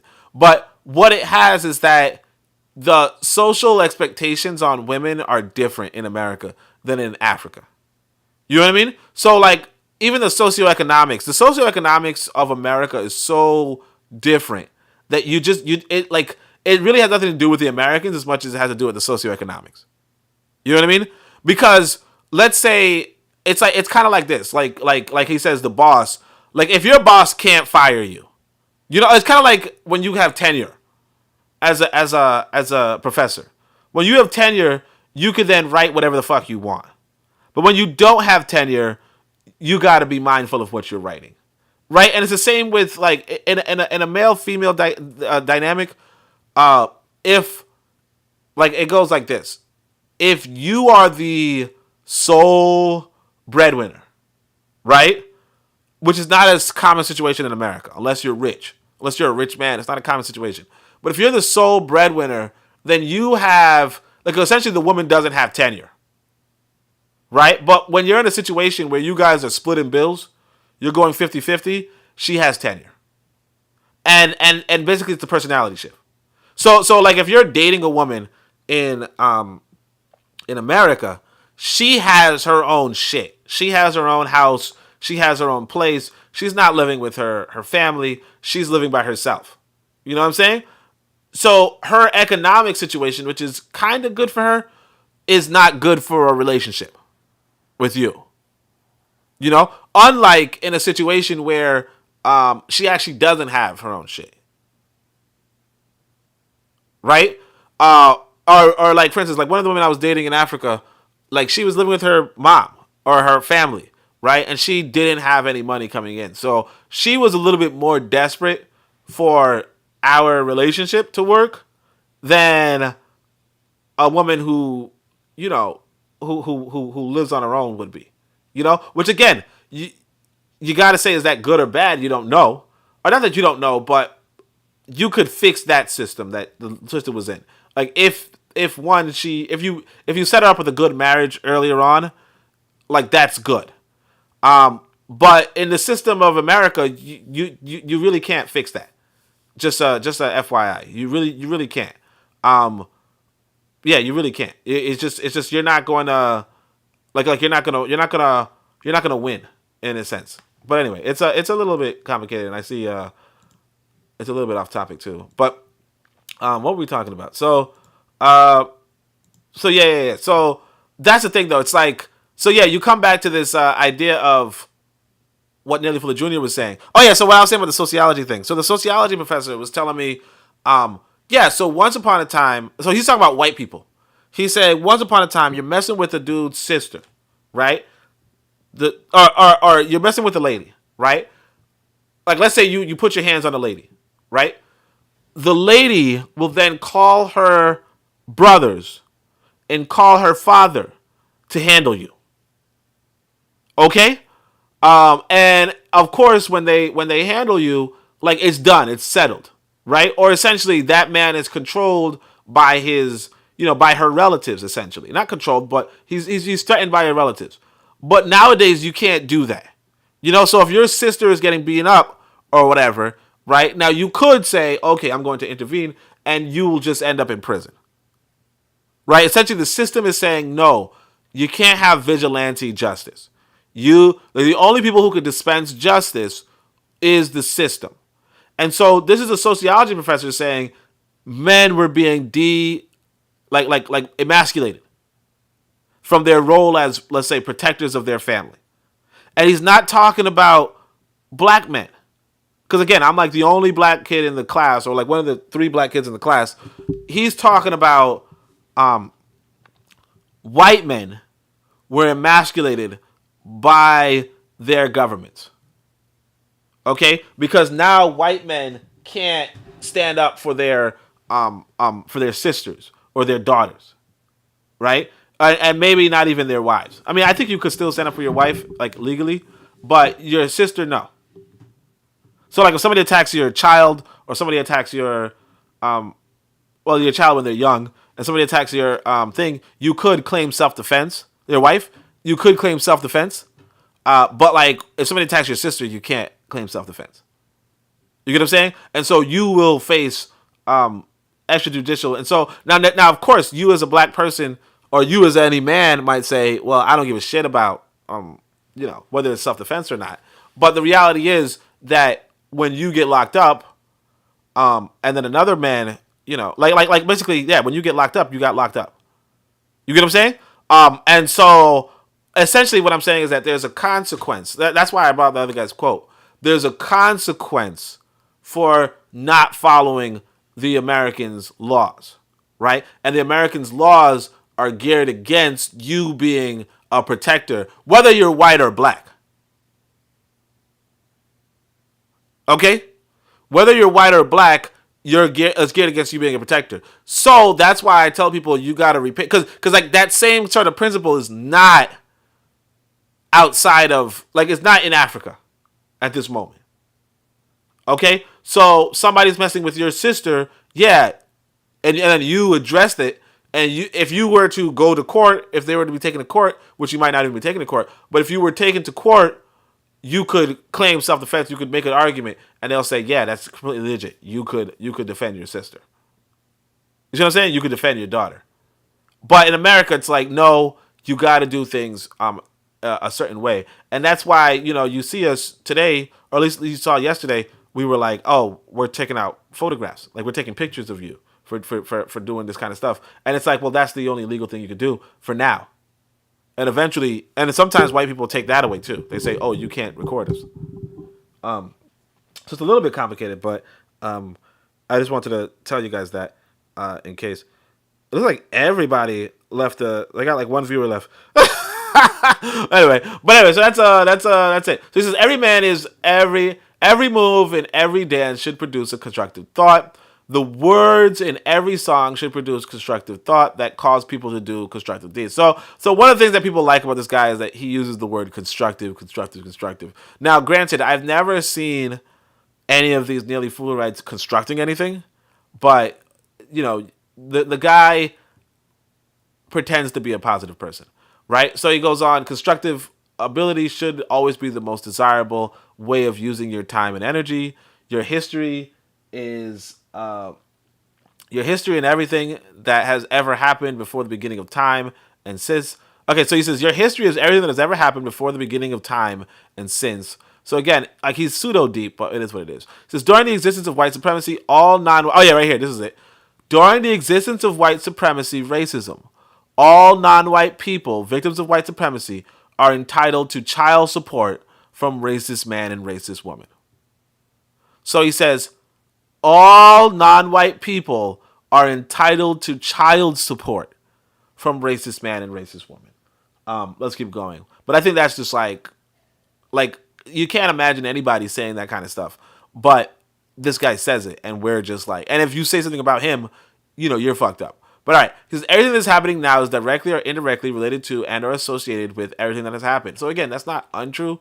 But again, it's like, you know, if you haven't read it, if this is your first book, it's pretty impressive. If this is if this is your first time independently learning, it's all right. It's okay. If you are a learned individual, it's just stupid. Now, this quote is not bad, but like I said, you're entitled to child support. Under what enforcement? You know what I mean? But he goes on. So far, none of the cults and none of the cultures that have been produced by the people of the known universe have resulted in justice or peace. So he's like, all the cults and the cultures are stupid, right? Justice, balance between people does not exist. Those who have the will, and look, this is him again. So basically, he's saying white people are the only people who can produce justice, who can end white supremacy. This is what he says. He says, justice, balance between people does not exist. Those who have the will to produce justice do not have the skill to produce it. Oh, sorry. What did I just do? Let me go to the thing. Did I skip ahead? He says, all right, those who have the will to produce it. Where is it? Where is this blood clot? Okay. Those who have the will to produce justice do not have the skill to produce it. Those who have the skill to produce it do not have the will. So he's like, white people, you have to change the white person's will in order to get justice. You cannot produce justice. You do not have the skill to produce justice. It's only the white supremacist who does. Again, this is not me saying it. This is Neely Fuller Jr. He says, many people... Well, guys, it's child support. What the hell? Yeah. Many people do harmful things simply because they can. Make sure that you are not one of those people. So he's like, if you can do something, try not to be. Right? Justice, balance between people, cannot be found. It must be produced. All right. Go on. He says, collectively, they most seek to brutalize each other, black females, and eventually black infants. So I don't know what the page 441 was. I don't want to... Actually, I have the book right here. Maybe I could just finish that quote. That's what seems a little interesting. So page 441, I'm not going to show you it, obviously, because these are pictures, but 441 ends with, yeah, I packed my bags, and I was just going to leave this book on the floor, so that's why it's so close. He says, when black males fail to be men and too weak-minded to resist domination by the white supremacists, racist man and racist woman collectively, they mostly seek to brutalize each other, black females, and eventually black infants. So he's saying when black males fail to be men, in quotations, and are too weak-minded to resist the domination by white supremacists, they mostly, black men mostly, seek to brutalize each other, black females, and eventually black infants. This is not what I'm saying. This is Neely Fuller Jr. saying that black men mostly brutalize each other. Now, again, most of us don't. They say most violent crimes is done by 0.06% of the population. Maybe they say, I think, 5% of black men, I think, do these violent crimes. But Neely Fuller Jr. is looking at it. So he says 95% of us don't, right? Neely Fuller Jr. is saying, no. Most of us are brutalizing each other, which, again, is not a reality. It's just not a reality. Unless you're watching television, but not a reality. So he says, many people seek to interfere with the sexual activities of others simply because they are not satisfied with their own. Don't know what that means, but whatever. A thug is a person who intentionally mistreats people. Therefore, a thug shouldn't be welcomed no place except jail or the grave. Since it's the duty of every person to reveal the identity of those who produce thuggery, it is therefore absolutely impossible to so-called snitch about the acts of a thug. So basically he's like, and I did hear him say something like this, that you should be snitching. And, it's not the worst idea. I don't know. It's not the worst idea. But anyway, he goes, no one should ever use a word that he or she cannot define and explain. right? So again, when you're talking about this guy, he has definitions and he has explanations, and there's no interpretation to it. There's no misinterpretation to it. He's really telling us, hey, this is what it is. So he goes, the system of white supremacy racism is every area of activity, a sophisticated sewer for black people, and every black person without exception is swimming in it. So he's like, every black person without exception is swimming in the system of white supremacy. Now again, when you go out of America, it's not the case, but if you this is him.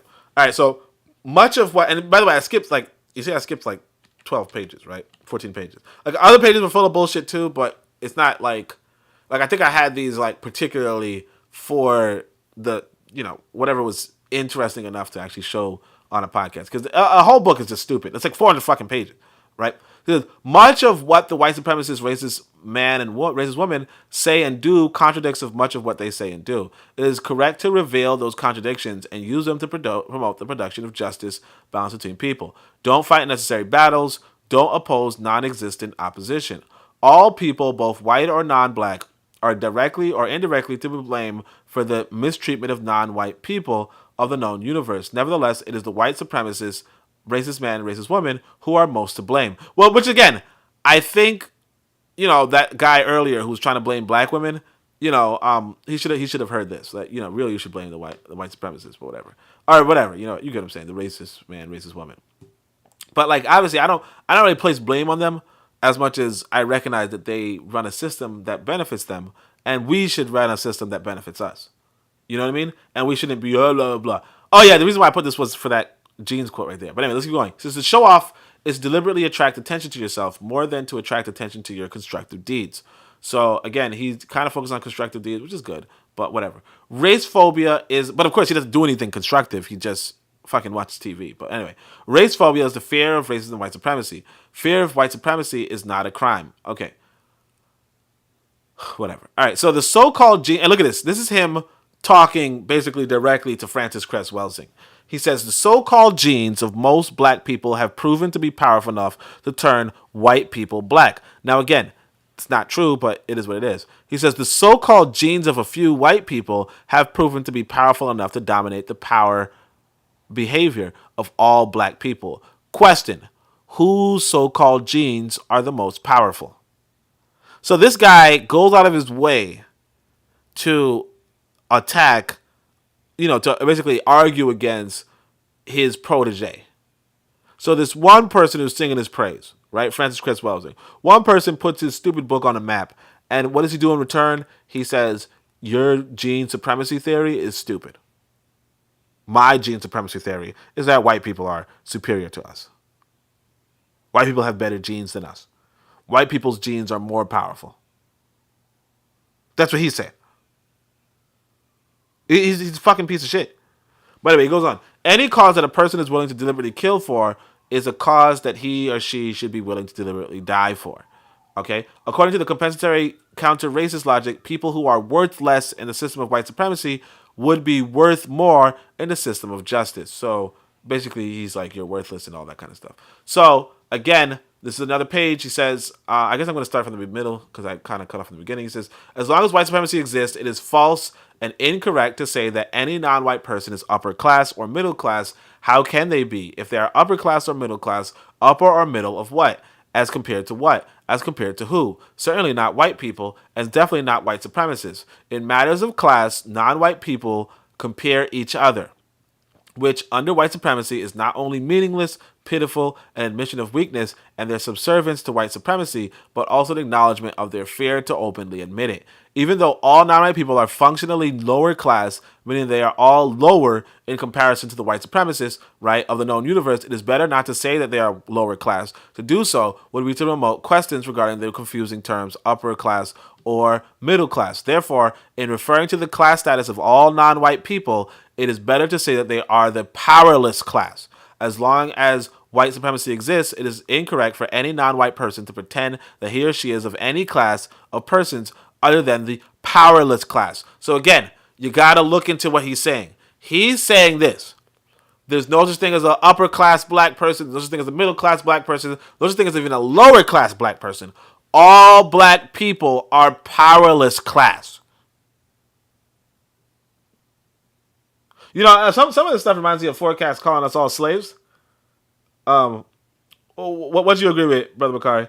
Some of this reminds me of Forecast calling us slaves, where it's like, no matter what, you're a powerless class. No matter what, you're a slave. No matter what, you're lower class. Every last one of you are lower class. Every last one of you are powerless class.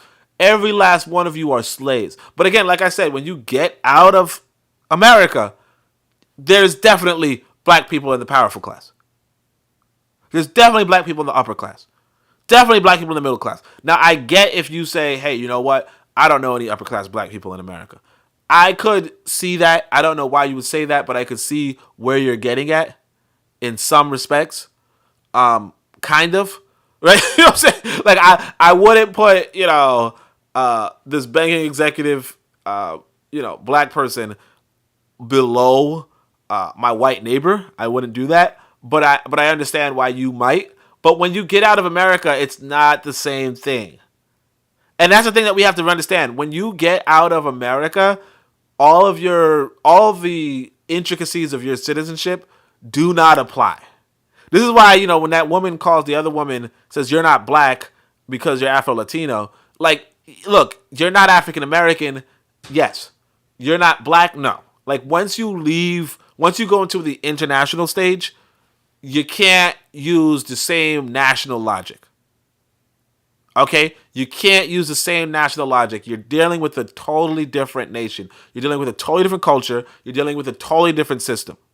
You can't go by what you have there. Why my brother Tyler Solomon told me not to be late, and he's not even here. Anyway, so he says 2 facts. One, the white people of the known universe collectively are the smartest and most capable of all people. And 2, the white supremacists, racist man and racist woman, are the smartest and the most capable of all the white people. This is not me. This is not late in the book. This is page 16. He says, look, these are 2 facts. Okay, he highlights his book. He underlines it. He says the white people are collectively the smartest and most capable of all people. Is this what you agree with, Brother Bakari? Brother Bakari says something I agree with. No, this is not me telling you, hey, Neely Fuller Jr. thinks that you're dumb. This is Neely Fuller Jr. telling you these are 2 facts, not opinions, facts. The white people of the known universe collectively are the smartest and most capable of all people. And the white supremacists are the smartest and most capable of all the white people. Not me telling you this. Okay? So this is page 83. He says, I guess we'll just read all of these, I guess. He says, as long as white supremacy exists, ask white people, including the white supremacists, to help you to provide material care for you, for your offspring, as well as for yourself. So he says, look, this is his advice. As long as white supremacists... Because again, the guy told me I was a fucking idiot who can't read. Because I thought Neely Fuller Jr. even implied that white supremacists would end the system. But this is page 83 of his book. It's not my opinion. Right? Brother McCarty says, yes, that part. Oh, okay. All right. That's weird. But I'm just messing with Brother McCarty. Everybody can see his thing. But he says, look. He says, as long as white supremacy exists, ask white people, including the white supremacists, to help you to provide material care for your offspring, as well as for yourself. Then he explains, as long as white supremacy exists, all white persons who are subject to the system of white supremacy are greatly limited in the quality and quantity of all that is of constructive value. Since it is the white supremacists who are functionally responsible, they're responsible for directly or indirectly providing constructive care for their victims, non-white people, it is just and correct for all victims of white supremacy to seek this care first from the white supremacists. They should then seek it from the Creator. You should ask God after you ask the white supremacists. And through themselves. So he says, first you should ask the white supremacists to help you, then you should ask your God, and then you should ask yourself. This is not me. This is his fucking book. This is his fucking book. It is just and correct for all victims of white supremacy to seek this care first from the white supremacists. They should then seek it from the creator and through themselves, in spite of or in opposition to the dictates of the white supremacists. At no time, however, should anything be obtained by robbing or stealing. So he says, do not rob, do not steal, but first and foremost, ask white supremacists to help you. Ask the racists to help you. Go to fucking Donald Trump. And I know he's not like the worst racist on the planet, but what I'm saying is go to Donald Trump and tell him and ask him, hey sir, hey boss, can you help me? Now this I could see him saying you have a slave consciousness. Like I could see this guy saying that you're a slave, but he doesn't even say that. He just says that you're powerless, you're worthless, you're smartless. He doesn't call you a slave though.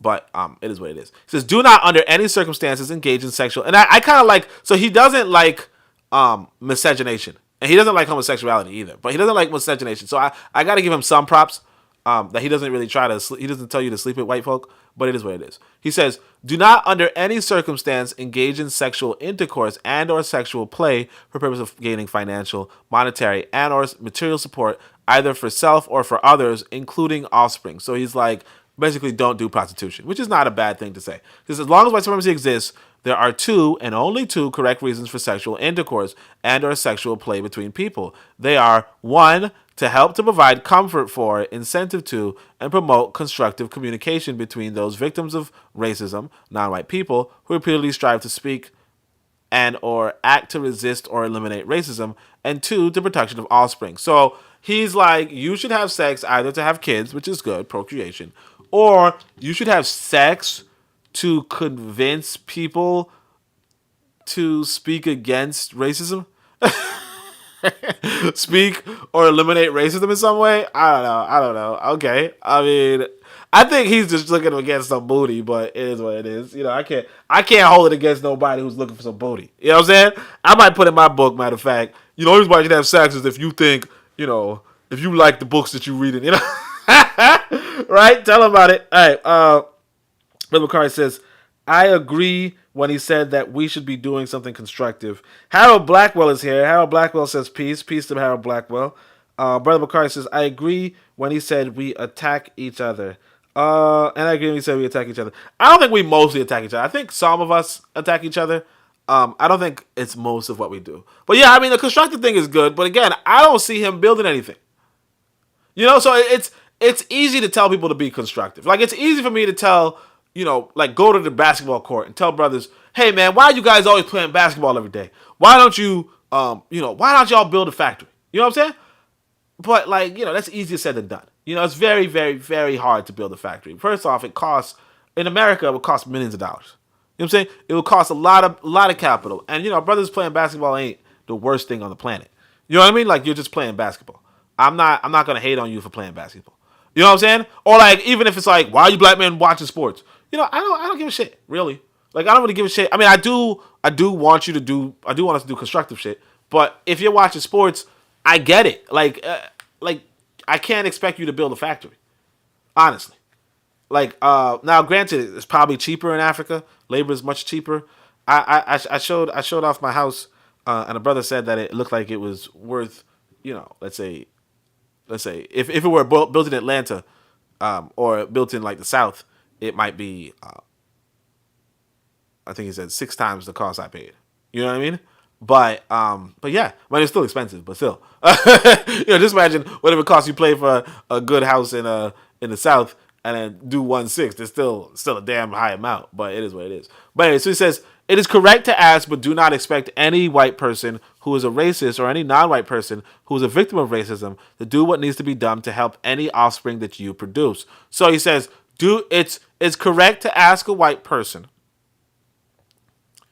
to help you with your kid, but don't expect it. Okay? And so now he's going to tell you, a white person who's a racist will not do what needs to be done for your offspring. A non-white person who is a victim of racism cannot do what needs to be done for your offspring. As long as white supremacy exists, no person in the known universe will, can, or can do what needs to be done for your offspring. And look, you see how he has a typo? Everybody has typos. Y'all be on my case. I got 2 typos in my book, and somebody was like, damn, you got 2 typos. Well, I also got some grammatical error, but still, but everybody does. All right. But anyways, he says, can do what needs to be done for your offspring. Seek and ask for the help that is needed, but do not expect to get it. What is needed is justice, right? Oh, so you're saying justice is what's needed for your kids, right? But anyways, the next question is, why should a non-white person try to end white supremacy if the white supremacists are providing food, blah, blah, blah. So I didn't copy that answer. Unless you guys want that answer, it's not really that important, but it is what it is. Hal Blackwell says, my family shared this channel with me. This sounds better than what WBLS is talking about. Well, appreciate your family. Thank you for coming through, brother. And yeah, definitely better than WBLS, right? But he goes on. Brother Bakari says, I didn't say his followers was doing it or he ever did anything. I just agree with doing something constructive. Yeah, definitely, no doubt. Yeah, that's the truth. KW97 says, Neely Fuller Jr. called interracial relationships tragic arrangements. Yeah, he's because of course he's a tragic he's a tragic offspring. But anyway, let's see. So I start the page off with, a quote from the earlier page, but I don't know what it's about. So he says, universal man and universal woman, people who are totally constructive. Okay, so there are, he does promote the idea of a universal man, universal woman. I'm guessing. I didn't really see it, but I'm guessing. Like I said, I have the book right next to me if you guys want, a page number. Like, for instance, if you want page 84, just tell me, what did he say on page 84? And then I could go over it. Or, if you want what he says on page, how does he finish page 90 to get to where he's saying this? Then I could probably go to it. But I think I was just trying to show, because right here you can see he's talking about black culture, and that's really what I wanted to highlight. But if you guys want to see something else, let me know, because I have the book right here. I had them packed up in storage and shit, but I decided to take it out of storage for this for that tweet and whatever. So he says, no, among the people of the known universe as it is today, any culture that does not do the aforementioned is not a correct culture. A correct culture is nothing other than the combined speech and action that has resulted in truth, that which is being revealed and used in such a manner to have produced justice, balance between people, and correctness, balance between all people, creatures, things. A correct culture does not yet exist. So basically, he's like, he wants to promote a new culture among black people and white people.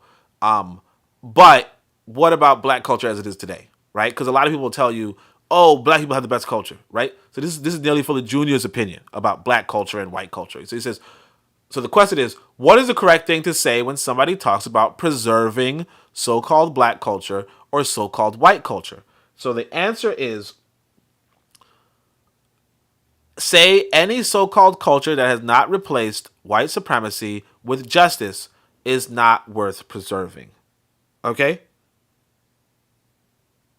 Brother McCarthy says, I think the universal man and woman is everybody. I might be wrong. Yeah, I don't know. I mean, it looks like it might be, again, it looks like, because he says people who are totally constructive in the quotations. So I'm guessing he's saying constructive people, like people of the correct culture, but I don't really get it. So it is. Oh yeah, no, his code is called. No, I don't get it. But anyway, so he says, yeah. So he says it's not worth preserving. Now again, this is actually, so a lot of people in Africa have problems with quote unquote Pan-Africanists because they feel like they're trying to erase a lot of black cultures, right? Now of course the Pan-Africanists are not about on that time, but it's been a thing that people were trying to erase quote unquote black cultures. And what Neely Fuller Jr. is saying is, yeah, I want to replace every culture with a different culture, which, again, his culture idea is justice, which is not really practical, not really possible, but it is what it is.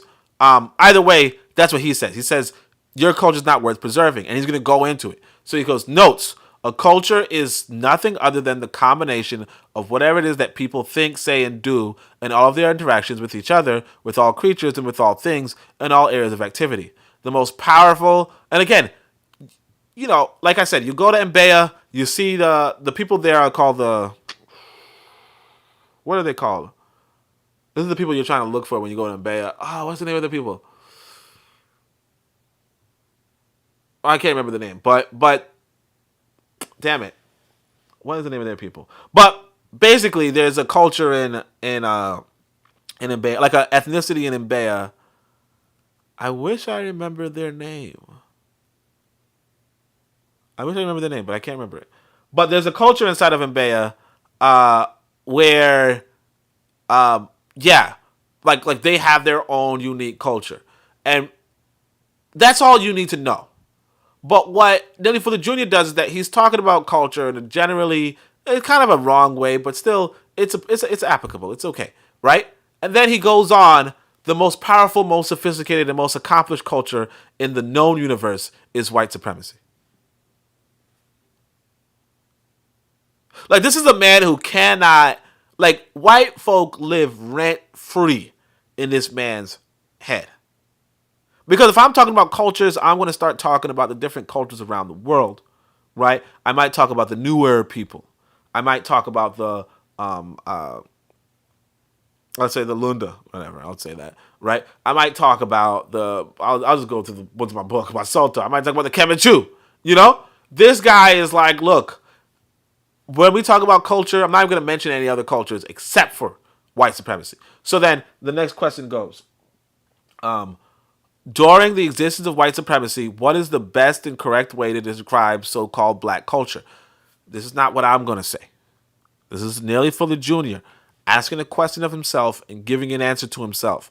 What is the answer that he gives to his own question? How do you describe, what is the best and correct way to describe black culture? His answer: pitiful, primitive, stupid, and or silly. What is the best way to describe black culture? Pitiful, primitive, stupid, and or silly. Yet these people, when I say something about Neely Fuller Jr., they're coming at me and saying that I don't like African American scholars because I had something to say about Neely Fuller Jr. and because I had something to say about Claude Anderson. Now, Claude Anderson's bad. Neely Fuller Jr. just wrote in his fucking book, the correct way to describe black culture is pitiful, primitive, stupid, and or silly. How is this person accepted in the quote-unquote African-American scholarly community? And he doubles down. He says, question, what parts of so-called black culture should all of the people of the known universe seek to copy? And he goes, whatever is not pitiful, primitive, stupid, and or silly. So then he goes, what parts of the so-called white culture should all the people of the known universe seek to copy? He says, seek to know, and look how deep this question, look how deep this answer gets. Seek to know and to understand everything about everything that needs to be known and understood.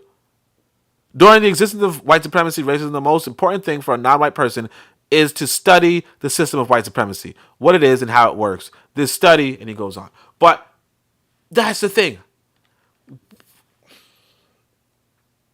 This man calls black culture. So again, one of the things that happened is this movement called ADOS or FBA. And I don't really agree with the movement too much, but one of the things that it does is it says, let's delineate, and let's just say, because let's just say African Americans, like you being an African American is meaningful compared to you just being an African in America, or you just being an American with an African background, or you just being, somebody like an immigrant who's black but not really so on and so forth, right? As to say that just as, during the Caribbean Day Parade, you will go down the street, like basically the Jamaicans, the Haitians, the Trinidadians, the Guyanese, the Barbadians, whatever, right? All these people, right? All these people come from the same genetic stock as African Americans, okay? And all these people have a so-called culture. But so do African Americans. I completely agree. Okay? I agree that African Americans have a unique culture, maybe several unique cultures. Like the Mississippi Delta culture is a unique culture. The the New York culture, love it, love it, love it. The New York culture is a unique culture. We made hip hop. All right. I know you're like, why are you saying we? But anyway, my point is this. Or the Gullah Geechee culture, the whatever, any of that stuff. I completely appreciate that part of the ADOS FBA movement. I like the fact that they are like, you know what, we have unique culture. I wouldn't say it's one African American culture. I think what they're doing in Chicago is different from what they're doing in Mississippi, different from what they're doing in Detroit, different from what they're doing from so on and so forth. I think so. But this guy is saying all of that shit is pitiful, primitive, stupid, and silly.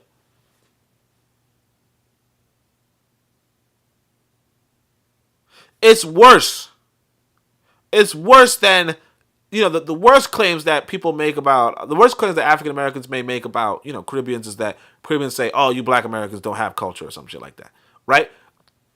It's worse than saying you don't have culture. It's saying, no, you have culture, but it's pitiful, primitive, stupid, and or silly. And this is not me saying, it's not a white person saying, because if a white person said this shit, you'd be like, whoa, whoa, whoa, whoa, whoa. What about the time you did this? What about the time you... This is a quote-unquote African-American saying it. And he's esteemed. And if I say, yo, I don't like this guy, they're like, you just don't like African-Americans. No, this motherfucker doesn't like African-Americans. He's banned the book calling you worthless. He calls you smartless. He calls you powerless. And now he's saying your culture is pitiful, primitive, stupid, and or silly. And you think I don't like black people, but he does? I tell you, man, sometimes when you argue with these people, you realize, okay, I see why he called you worthless. You know what I'm saying? And I'm not talking about, African Americans. I'm talking about the person who's arguing with me, because you gotta be some kind of stupid if you pick up his book, you read his book, and you praise his name. You gotta be. Of course he don't respect you. Because he telling you all sorts of dumb shit to your face, and you there giggling and laughing and looking at him like, yeah, he's the genius. Called you pitiful, primitive, stupid, and silly. So this is page 244. He says, many white people fear that if they attempted to kill all the non-white people in the known universe, white people would or may be severely punished by the power that created non-white people. So again, he kind of believes in this sort of God that might help you out in case white people kill you off, and maybe this God will not help you out if white people kill you off. So it's like it's that book. It's that stupid. He's basically like, let's try to pressure them into killing us, and hopefully then God will save us. And I know you're like, Oni, you just said that. You didn't read that. I'm reading it now. Okay, I'm reading it now. Page 244. If you have the book, you have the book. Brother Bakari is laughing. Anyway, but he says, notes, the white supremacist, racist man, and racist woman collectively knows how to solve the race problem immediately. Again, who can solve the race problem? The white supremacist. And again, it's not true. Like, again, this is the trouble. In America, it is very true that, not very, very true, but no, it depends on what problem you think you have. But realistically, the person best positioned to solve whatever problems you think you have in America might be the American government. You know what I mean? Like, if you feel like homelessness is a problem, the best available to solve that might be, like, let's say if you have homelessness in New York City, it might be New York City. You know what I mean? Like, if New York City puts its budget towards housing, it could fix it. Now, granted, New York City does not have an unlimited budget. The United States does not have an unlimited budget, so maybe it's not a problem that they could fix. But what I'm saying is that the person with the deepest pockets is going to be the New York City government, and either that or like billionaires, but like really people with a lot, like deep pockets. And the government usually has deep pockets. And why I'm saying that is just to give some context as to why I'm saying that. What I mean is, if you open up, like, because New York City kind of explicit with it. So what they have is they have budgets every year. And so let me see if I can find just the 2023 budget, I guess, or 2024 budget. Yeah. Is $229 billion. Okay. So the New York State, this is the New York State budget. So I think the New York City budget. So the New York City budget. So it says Mayor Eric Adams released his $109.4 billion preliminary budget for the fiscal year of 2025. Okay, focusing on tackling the ongoing influx of migrants. So the reason why I said that they're best in position is because they're playing around with $109 billion. Okay, I'm not even playing around with, let's say not even $5,000. Let's say, you know what I'm saying? Like if I wanted to solve some problems for us as a people, I'll probably have $5,000 at my disposal. The city of New York has $109 billion. The state of New York has a separate $229 billion. I don't know what the federal budget is. I could probably look it up. But let's say the U.S. federal budget. I'll look that up. I know I'm not showing the screen because of whatever. Oh fuck. Okay, so the New York federal budget is $6.5 trillion. I think it's possibly $6.5 trillion. Okay, so whoever wins the election between Biden and Trump has $6.5 trillion to play with. So yeah, if these people, if this with this kind of budget, if you want to solve problems, you're more likely to be able to do that if you're in government. And for reference, Tanzania does not have that kind of budget. But they'll solve their own problems. So Tanzania's budget's about $18 billion overall for that whole country. Which again, it's not tiny, but it's not huge. What I'm saying is that usually a government can solve problems. Now, can you solve every problem on the planet? No. That's another thing that people have to realize. You cannot solve every problem on the planet. But either way, when you say that the white supremacists can solve the race problem, yeah. I mean, technically, if they're the problem, yeah, they can solve it. And he's going to say they won't, but still. But that's the thing. The reason why I pointed this out was to say that this guy is letting you know black people, or he's trying to convince you that black people cannot solve their own problems. Okay? White people can solve your problem, black people can't. And because white people can solve it, you're supposed to be asking white people to solve it for you. Okay? Now that's where you run into a problem. Now what I say is, look, you go to an African country, right? It doesn't have to be Tanzania. It could be Ghana. It could be wherever. You go to an African country, right? And like I said, I think preferably, honestly, I think you do want to go with somewhere that speaks English. If you only speak English, I'm trying to learn Swahili in order to do it and so forth, but it's really hard to negotiate without knowing the language. But of course, I don't like English. That's why that's why I'm going to take that L. I'm going to take that bullet. So I don't want to speak a European language, but it is what it is. But what I'm saying is this: you want to go somewhere that you can engage that governmental budget. Okay, you want to go somewhere where you can engage that governmental budget, and the government is geared towards improving your life, wealth, and health.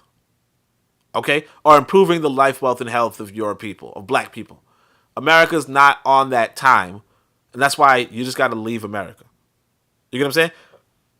Now, granted, I'm not saying that you can't do things in America, but what I would say is this: it would be a lot harder to get it done in America than it would be to get it done elsewhere. You know what I mean? It would be a lot harder to get $10,000 from the New York City government than it to get $10,000 from the Tanzanian government. Let's just say it that way. You know, not really, not exactly, obviously, because even though $10,000 is less in America than it is in Tanzania, and I'm just kind of hyperbole. Obviously, you can get $10,000, but you'll probably get a big pushback, possibly. And again, maybe not, because $10,000 is not a lot for the U.S. government, that like for any of the governments. Now, granted, I don't know what your city is. I use New York City because New York City is actually pretty damn rich. Okay, so me using New York City might skew the data. Like your city might not be as rich as New York City. Like it's very unlikely that it is, because I think New York City might be the richest city in America. But and America is one of the richest countries on in the planet. But yeah, I just wanted to clarify that. So he says, like even Russia's budget's not as big as America's. Even China's budget's not as big as America's. Just to FYI. So he says, according to, I'm not sure about that. I'll have to look it up, but I don't think it is. Let's see. China budget is $3.4 trillion. Projected $3.4 trillion. Set spending at $4 trillion. So what would I say was U.S.? So maybe it is a bigger budget. No. I said the feds did. Yeah, so it's almost, it's up there actually. So let me just see Russia really quickly. Russia is $341 billion. You see what I'm saying? So the Russia has 340. So it's like yeah. So China is huge, obviously, and that's just the government budget. It's not all the money that comes in the country. It's just the budget that the government uses. So FYI for everybody who's a little curious. So let's keep going. Sorry, let me see the comments. Afro Jam says Neely Fuller can't stand him. If ever there was a person you wish got Alzheimer's or dementia, man, that boy got Alzheimer's and dementia before he even, like, he got it like, he got it 50 years ago. Before he even got it, like, this whole book is Alzheimer's dementia. This is like, call the medic. You know what I'm saying? But it is what it is. Yeah, that guy. Like I know that's one of them people that you just like low key. You wish that this white supremacy shit was such that they were killing these motherfuckers. I ain't gonna hold you. But anyway, but it is what it is. So he says, according to white right problem immediately, the reason why they have not done so is because they do not want to. Okay, so according to the compensatory counter-racist logic, it is correct for the non-white person of the known universe to speak and act according to a counter-racist code. By doing so, the white supremacist should be required. You're going to require the white supremacist to make a swift and logical choice. Either kill all of the non-white people immediately or start practicing justice immediately. The compensatory strategy must be to leave them with no other choice. Did you hear what I just said? Oh, sorry. Did you hear what he just wrote? He said, you are practicing this compensatory counter-racist logic. Okay? You are practicing this counter-racist code to require racists to make a swift and logical choice between killing you or practicing justice. And he doesn't think they want to practice justice. They don't want to, so what you're doing is you're forcing them to either kill you or practice thing. Now again, he does say you can engage in self-defense after they start killing you. Not before they start killing you, after they start killing you. But this is what the whole code is about. And again, I never read his book, so I didn't know it was this bad. So if you're just discovering that it's this bad, you're in the same boat as me. And yeah, if you want to get his books, you can. I don't know how much they cost. $25, fuck. So they're $30 for the compensatory code. The book I'm reading right now is $30, and the book that the other book with the definitions is $25. I spent that shit. Okay? I feel stupid. I never read the books, like I said. They're more like paperweights. But I said, let me get this book, and then I was like, oh no, this is too fucking stupid to read. But like, yeah, you get to page 244, or you skip ahead if you're better. But you get to see this, where he says, again, I'm not capping. Okay, I'm not capping. Somebody please point out to me. I'm not capping. He says, according to the compensatory counter-racist logic, which is the book, it is correct for the non-white people of the known universe, that's you, black people, Asian people, whatever, to speak and act according to a counter-racist code. Now, why are you speaking and acting towards a counter-racist code? Because by doing so, the white supremacists should be required to make a swift and logical choice. A choice between what? He's either to kill all of the non-white people immediately, okay, or start practicing justice immediately. The compensatory strategy must be to leave them with no other choice. The strategy behind this book, the strategy behind this code, is to leave white people with no other choice between either ending white supremacy or ending black people. So, the question is, what is the best and correct thing to do if the white supremacists of the known universe decide to kill all the non-white people of the universe? He says, well, okay, in that case, protect yourself in the best way you can and seek help from the creator of the known universe. Note, according to the compensatory counter-racist logic, it is that force that created non-white people that will make the final decision about the existence or non-existence of non-white people in this or in any other universe. So he's like, pray to whatever gods you worship. Okay? He says, hey, you know what? These white... That's a quote from a video game, by the way. I think it's Neverwinter Nights, but I like that game. But anyway. But he's... pray to whatever gods you worship. Anyway. But anyway, so what I'm saying is this. He thinks some creator, some force created non-white people. And ultimately, your fate is up to that force. Now, I'm not a spiritual, religious person, right? This guy made up this bullshit.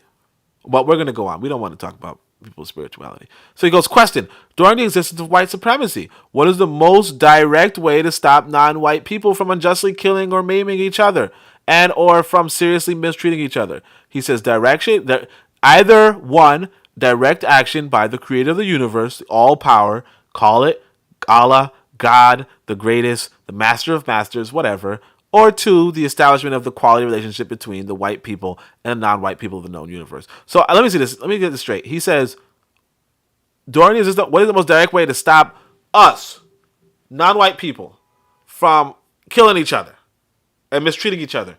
And he says, either God will stop us, either a God will stop us. Sorry, I don't believe in a God. For those of you who don't know, but anyway, either a God will stop us, or we have to get a quality relationship with white people.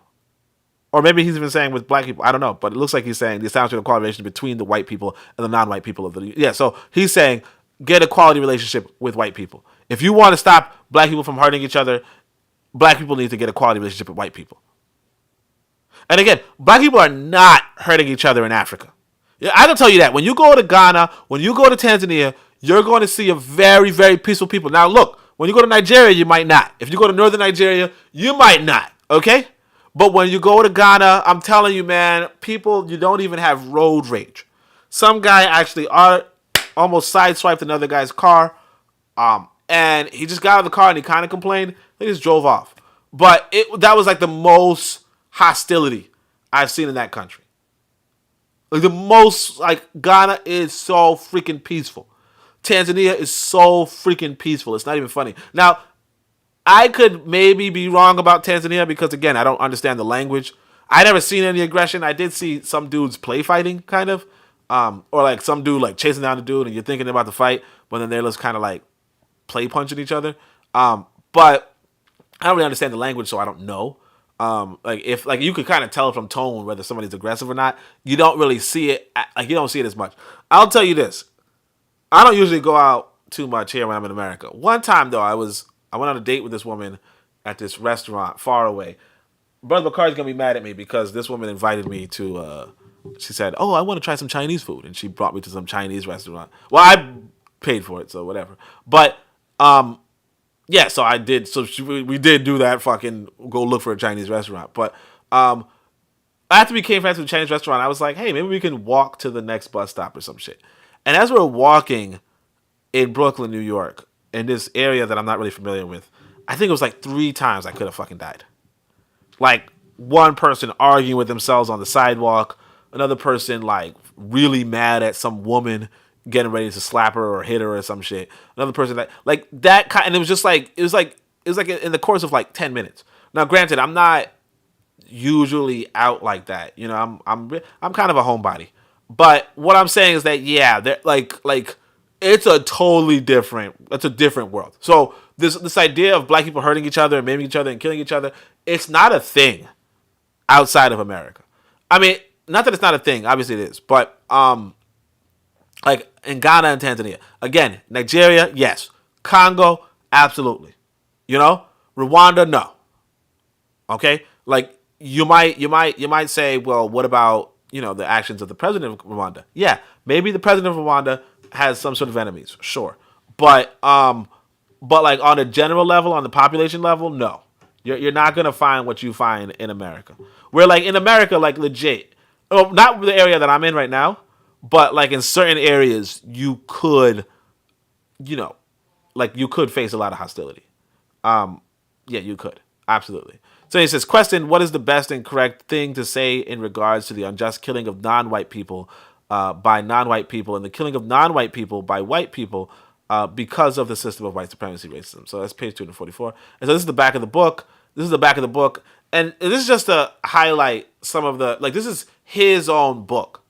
Okay? So this is just like, Neely Fuller Jr., the writer and author of this book, has been, like millions of others, a longtime victim of and servant to racism and white supremacy. And again, I want to remember, like, I never really read Jewel Pookrum. I got her book. I didn't open it. I didn't read it. But Jewel Pookrum had a presentation where she said, I'm not a victim. I'm a target. And we got to look at ourselves different from being a victim and being a target, And I remember one time I was listening to Alton Maddox, and Alton Maddox was saying something along those lines of something similar to that, where he's like, there's a difference between a target and a victim, right? As in, like you could be a target and not be a victim, right? But at the same time, but Jewel Program was saying it differently in the sense of, sure, people are targeting me, but I never look at myself as a victim. What this guy, Neely Fuller Jr., is telling you explicitly is that he is a victim and a servant of white supremacy. Okay? He's telling you he's a victim and servant, and it's not me. It's not even like an esoteric or rare thing. This is what the motherfucker wrote on the back of his book. But we're gonna keep going because it's not even what I wanted to show. I'm just reading it for you guys. Let me see what Brother McCarty says. Damn, we need a God to stop us, or depend on white people, God on earth, to stop you from fighting each other. Exactly. To stop you from fighting each other. And again, like we're not fighting each other in other countries. What I'm trying to say. But and again, maybe like South Africa, there would be some sort of violence. Because you gotta remember, the countries that I'm telling you that there is violence in, those are targets of the United States of America. Like they wrote it out that they are targeting a certain number of countries, and I think there's 5 of them, and they're really huge population centers, right? They're like some of the biggest populations in Africa, and the 5 of them, I think it was Nigeria, and they're like basically the top 5 countries in population in Africa. But Nigeria, South Africa, Congo, DRC, I think it was either Ethiopia or Egypt, and then there's like another one. But like those are the main countries that America's really pressuring, like really destabilizing, really fucking up. You know what I mean? So like, yeah, they would be a little bit more violent. Like if any countries are, you're talking about white supremacy, if any countries are experiencing that, it's those countries. But outside of those countries, it's not the same thing. It's just not the same thing. But anyway, we're going to keep going. He says, my experiences, observations, and our studies have led me to believe the following. Racism has done more to promote non-justice than any other socio-material system known to have been produced or supported by the people of the known universe. No problem that exists between the people of the known universe can be eliminated until racism is eliminated. So again, no problem except for racism. No problem can be fixed unless racism is fixed. Okay, fine. The fear, frustration, malice, and confusion that is caused by racism and white supremacy retards or prevents any constructive activity between the people of the known universe. Now, again, he says any constructive activity. Now, again, I think he does believe that we can do constructive things, so I wouldn't take this against him too much, but still. The only form of functional racism that exists among the people of the known universe is white supremacy. Now, again, this is him pretty much saying only white people can be racist, right? But here's the important part.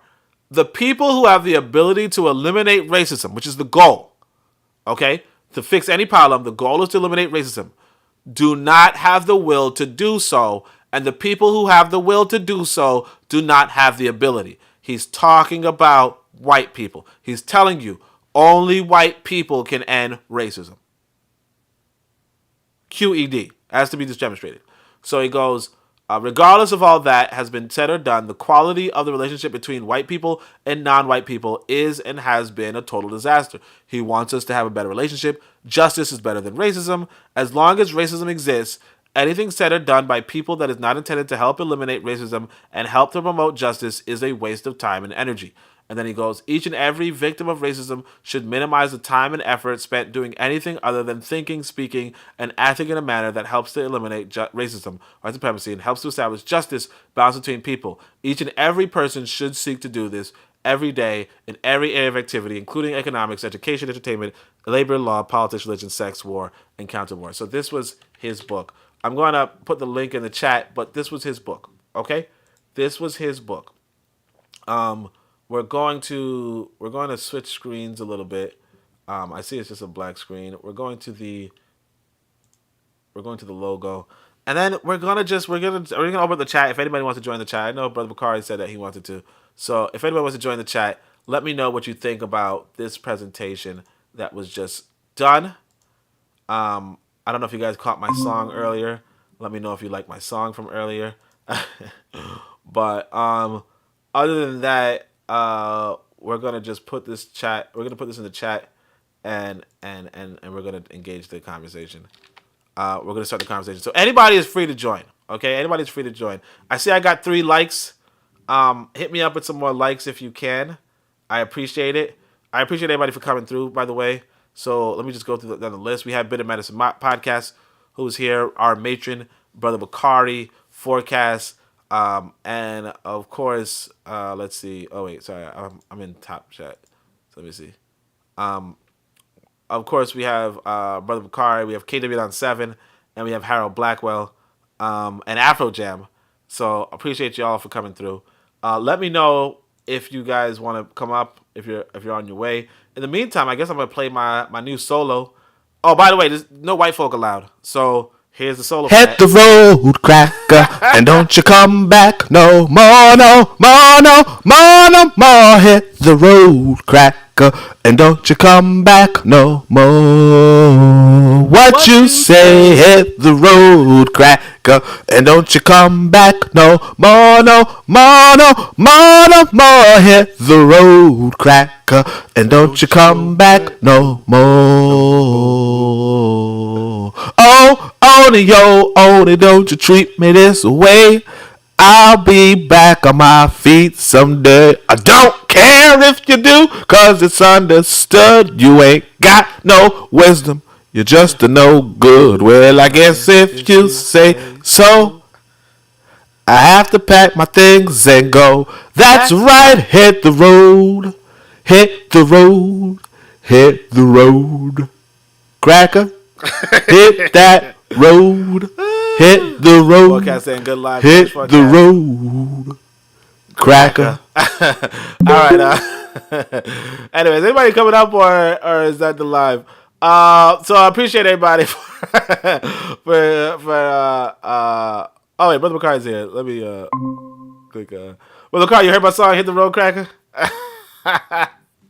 You kind of sound like a Ray Charles, man. Yeah. Okay. I wish. I don't know how to put. I want to put some music behind it, but I don't know how to do music. But anyway, that's Hey, man, man, what'd you think look, about the presentation? I make some great beats, but I'm expensive. Oh, you're expensive. Oh, Hell yeah, I'm expensive. That's why I ain't never getting on making it in the music business, because I was expensive before anybody ever knew me. oh, you was expensive before anybody knew? Yeah. Well, I know. Yeah, I yeah, know how to make beats. I just don't know the. I don't know the BPM. I don't know the beats per minutes for that because Look, man, I ain't gonna do nothing for you for less than $350. Not no $350,000. No $350. Either $350K minimum. 250,000. Yeah, I'm expensive, but I'm damn well worth it. I'm damn well worth it, man. I'm gonna make you a millionaire. Well, I mean, I don't know about that, but all right. But what do you think about Neely Fuller Jr.? Yeah, man, you already know how I feel, man. Look, by the way, this is a great live. I'm glad you did it, but you already know how I feel about this. And this is why I tell people when I say we argue to prove the existence of white supremacy. White supremacy is absolutely a belief. And all you have to do is listen to him. Everything he's saying is what he believes. White people run the whole universe. Shit. White people is next to God. Everything is a belief. But people, and this is where the white supremacy teaching come from amongst black people. It's Neely Fuller Jr. And this is one video I had. He was doing an interview, and then somebody asked him, well, why did you call it white supremacy? Do you know what his answer is, why he called it white supremacy? Because white people are supreme. Because white people is supreme. They are the supreme people on earth.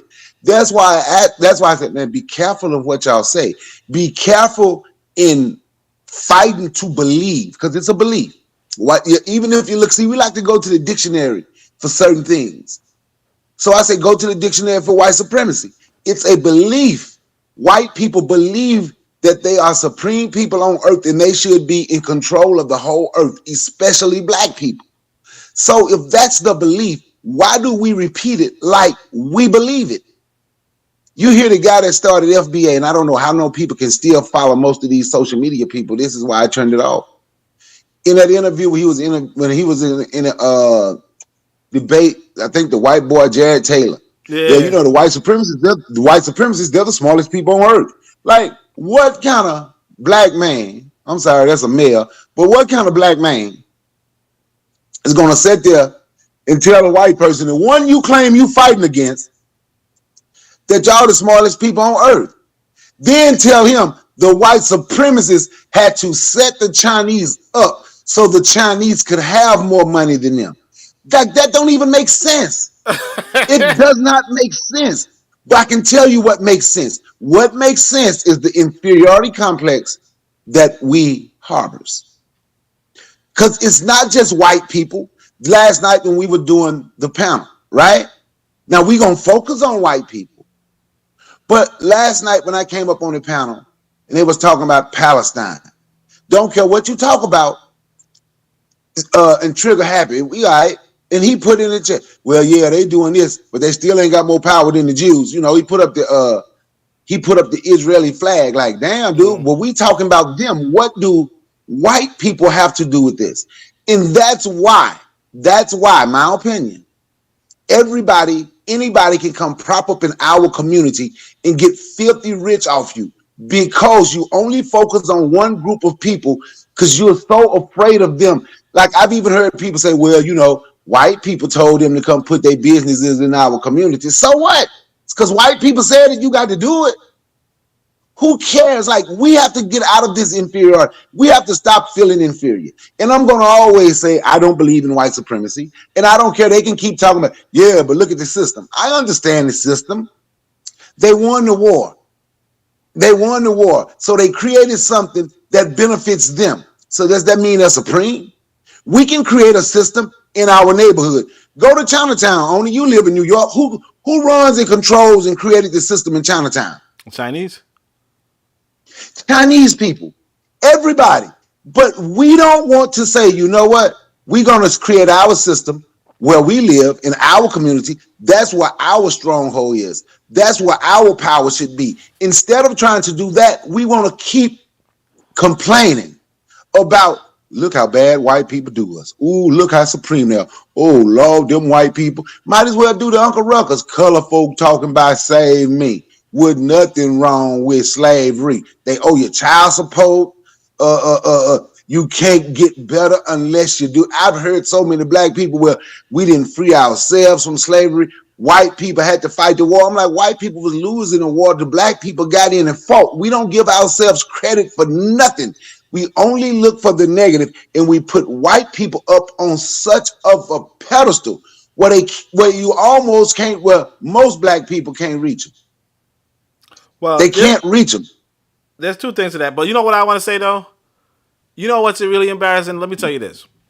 I'm in New York City, right? There's this subway line. I guess even Koku uses it, right? It's called the two line, the 2 and the 5 line. Okay. When you look at the map for the 2 line, right? There's a stop. I think it's Newkirk Avenue, maybe. I'm gonna see if I can find a picture. I think it's Newkirk Avenue. Under Newkirk Avenue, you know what it says? Quotation marks, Little Haiti. Okay? So one of the things I noticed back when I, maybe like 10 years ago, was that if you go to around Newkirk Avenue, I think it's Newkirk Avenue, but when you go around Newkirk Avenue, it kind of looks like a little Haitian community. You know what I mean? Like, as to say that a lot of the stores like sell Haitian goods. They sell, a lot of Haitian people sitting outside. They have like signs that might be written in French and shit. Kind of like how there's how there's Chinatown or there's Little Italy, right? It's kind of like a Haitian diaspora community in Newkirk, right? And the reason why I'm saying this is to say that the fact that like the reality is this, and everybody knows this. If you pay attention, everybody knows this. A lot of even black diaspora groups are setting up little communities the same way the Chinese do it. But because we have people in these quote unquote conscious spaces telling us that we can't do anything unless the white man tells us to, right? We're actually discouraging black, African American little towns or townships or economic markets and so on and so forth. Because even the Haitians, and again, I have nothing against Haitians. I love Haitians, but people know that Haiti is usually not considered the most wealthy group, wealthy country on the planet, right? That said, even if you were black and Haitian, you could set up your own economic space. we as African, like I was going to say we as African Americans, but you get what I'm saying. African Americans can set up their own economic spaces, but because there are, I want to say, like, because they call me an op for speaking against Neely Fuller Jr.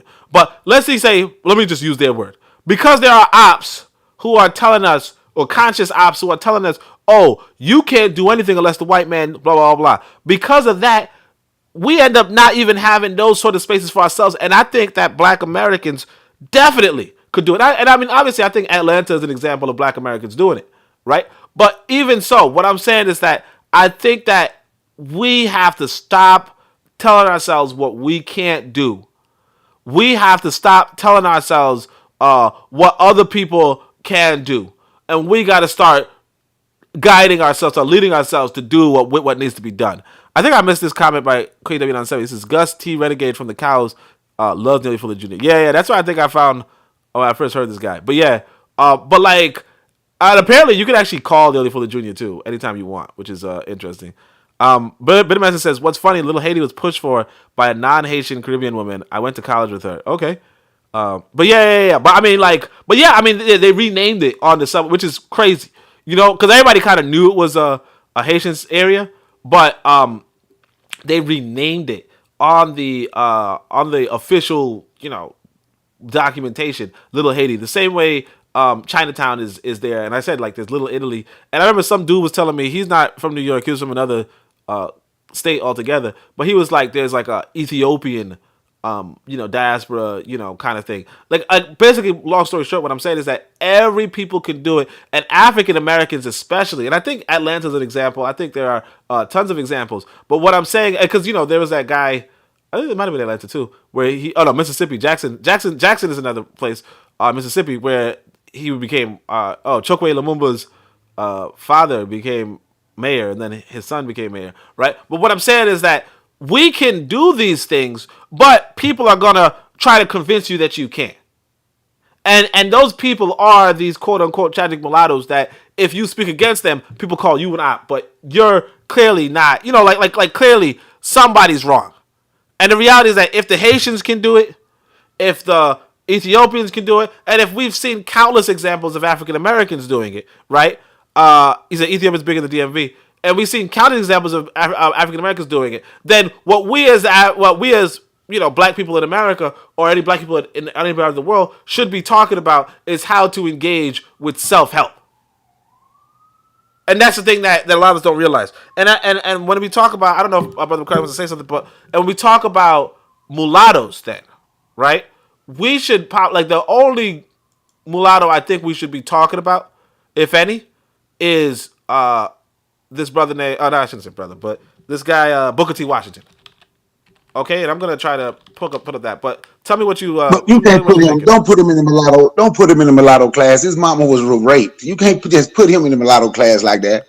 Wow. He was born into slavery. I know. That's what I'm saying. But like, I know what you're saying. But like, I'm just saying if there was anyone, and I'm saying it not because he's whatever, but I'm saying that I would. What I like about him is this. I think some brother showed me this article a long time ago. He reprinted it, and I was like, damn, that's a good article. So here's this article called Self-Reliance, right? And he says, the Negro has an immense power for self-uplifting, but for years, it'll be necessary to guide and stimulate him. And so here he's going to tell a story. You guys should probably read it. I'll probably read it another time, maybe. Or maybe I already read it. I don't even know. But here's this. It's kind of long. But this is the kind of mentality that inspired Marcus Garvey. Because what he's talking about is how can black people become self-reliant. And that's completely opposite to what a lot of people in the black community today are pushing, especially the Neely Fullerites. And I only really talk about Neely Fuller because of his popularity. But like Booker T. Washington, I mean, whether you want to consider him mixed or not, I mean, of course, I think what happened to his brother was obviously unfortunate, obviously. But this kind of mentality of self-reliance is the kind of mentality that we should be pushing around. And if you come across somebody who is mixed, who is not talking about self-reliance, not talking about black self-reliance, right? you gotta see them as the quote unquote enemy. Now, I think this might be a good article for somebody to read. I don't know if I'm gonna read it. Hey, let me say something before I forget. Something you touched on, man. Right quick, before I forget. When you said the tragic mulatto, right? And and it sounds like you're putting it all on the tragic mulatto. That's saying we can't do this and we can't do that, and how great white people is. No, I ain't gonna just put that on the mulatto. I hear way too many black folks that ain't mulatto talking about what we can't do. Way too many black folks that ain't mulatto that talk about how small white folks is. Way too many black folks that's almost like that's their success is how close I can be to white people in any way. If I can't live next to you, my mindset is going to be like yours. So it's not just the mulatto. It's not just a big mulatto problem. It's a black people inferiority complex problem. Yeah. And I'm going to continue to touch on the inferiority complex. But that's the problem. There's too many. I hate to hear black people tell another black person what they can't do. And when they say you can't be racist, that's Dr. Claude Anderson shit. And pardon my French, because I'm trying to quit cussing and I sure don't want to cuss on your live. But that's Dr. Claude Anderson. And what they don't understand is Dr. Claude Anderson quick to tell you he ain't black. He got white and Indian all up and down him. He want to tell you what you don't control. We can absolutely control our neighborhoods. When he talk about black people, Dr. Claude Anderson never say us. It's they or them. It's never us and we. It's they or them. He had a good economic plan, but after that, he the one who made the popular thing that black people don't come from out. We've been here over 20,000 years. They following somebody, and he made it popular because of his popularity.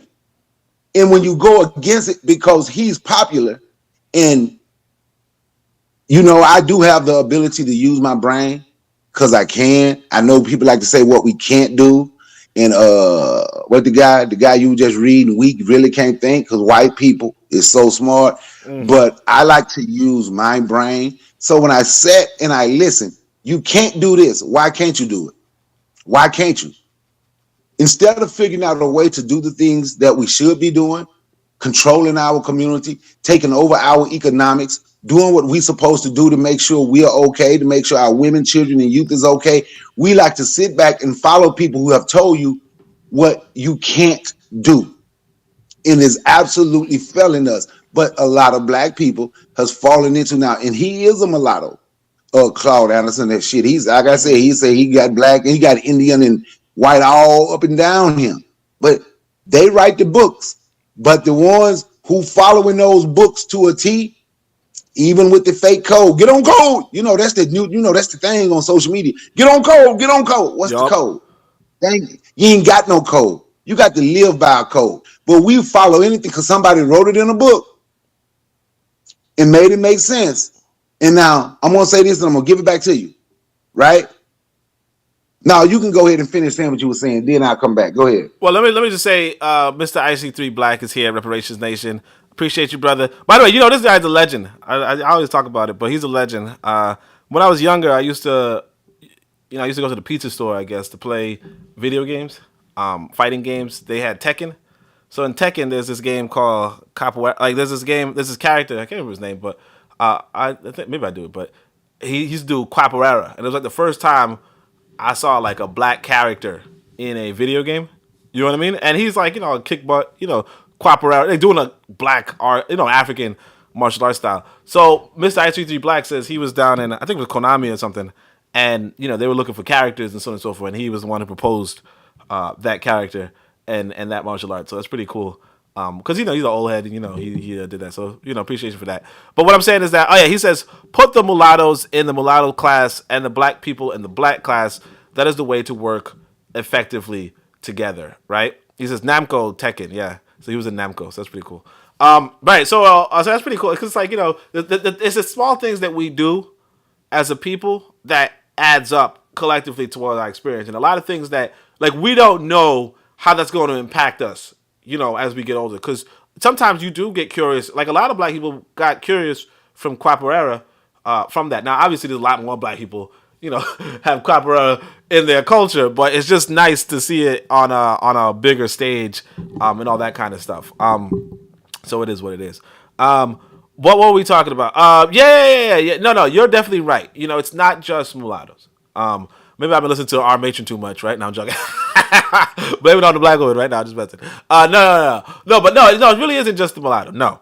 A lot of black people, I call a lot of black people a Scotty, as I say that they are traitors. The other thing about mulattoes is this. I don't regard them as traitors because, they're half white, half black, Now, like you said, Booker T has a different past. He was rejected by his family, and his family, his father was a fucking piece of shit. Worse than most, like even other white folk. You know what I mean? But generally speaking, like it's not like you're like a white, like it's not for like if a mulatto dates a white woman, he's not really like rejecting sisters. Like he's half white. You know what I'm saying? So that's why I would just hold, like I try to hold them to a lower standard. And so I'm saying, but I'm not really saying dismissing all of them. And I'm saying that, Booker T. Washington was a stellar example of a person, all things considered, right? Because usually, we like to, like, usually I would even push most mulattoes away. But what I'm saying is that Booker T. Washington was, like, he promoted self-reliance. And I think more black people need to promote self-reliance. And the black people who do not promote self-reliance, it's kind of like what Marcus Garvey summarized it as. He says, any leadership that teaches you to depend on another race is a leadership that will enslave you. Right? And when Neely Fuller Jr., now again, Neely Fuller is not black, so it's like, why are you even listening to him? But Neely Fuller Jr., when he's telling you white people are the ones who will end white supremacy, he's teaching you to depend upon another race. And black people have to get in terms of, and I don't know if how you like when he was saying you follow this code in order to either get killed or for white people to end racism. I thought that right there was just like, what the fuck is wrong with this guy? But I don't know, how'd you interpret that? So what is wrong with him? I guess black people have been following that code for a long time. And I mean, look, Neely Fuller Jr., I don't know. I can listen to that cartoon thing and I can laugh. He cracks some, he's serious and people take him serious. But I really laugh at Neely Fuller Jr. I laugh at him. I laugh at him a lot. But but I think when he said that was a bunch of BS. But like you said, he's teaching you to depend on somebody else to save you, somebody else to fix you, somebody else to do for you. And the sad thing is, right? The sad thing is you got people out here in their 30s and 40s who's repeating that, and who got people following them thinking that is the way to go. Now, one of the things when he was talking about that I said I do agree with, when he was talking about how we attack each other. Oh yeah. I'm looking at it different, not just us attacking each other in the streets fighting. Man, shit, just listen to social media, bruh. Look at the biggest channels. Who do they listen to? The biggest black channels. Who do black people attack most of the time? Who is black people trying to embarrass most of the time? Mm-hmm. If you mention something black, watch all the negative come out of the mouth. Listen to all the negative that come out of the mouth about black people. I do think sometimes most of the time, I'm gonna say it's fear of other people, but then a lot of time it's anger, and you don't want to go around and deal with those other people, so you take your anger out on the people who you're around. But we do attack each other. We attack we attack each other on a constant basis. That's why I said, certain things with me, I just said, for me, I said I can't talk about it no more. Not that I'm out here trying to attack folks, but it's just certain things I ain't gonna talk about, because talking about certain things bring on the attack. That's what you read, but everything that you read, that is the one thing that I was talking about that I said I agree with, but I ain't talking about physical. I'm talking about verbal attacks. Man, shit, all you got to do, man, you've been on the panel. All you got to do is just let me say the black woman is God. You see how they act.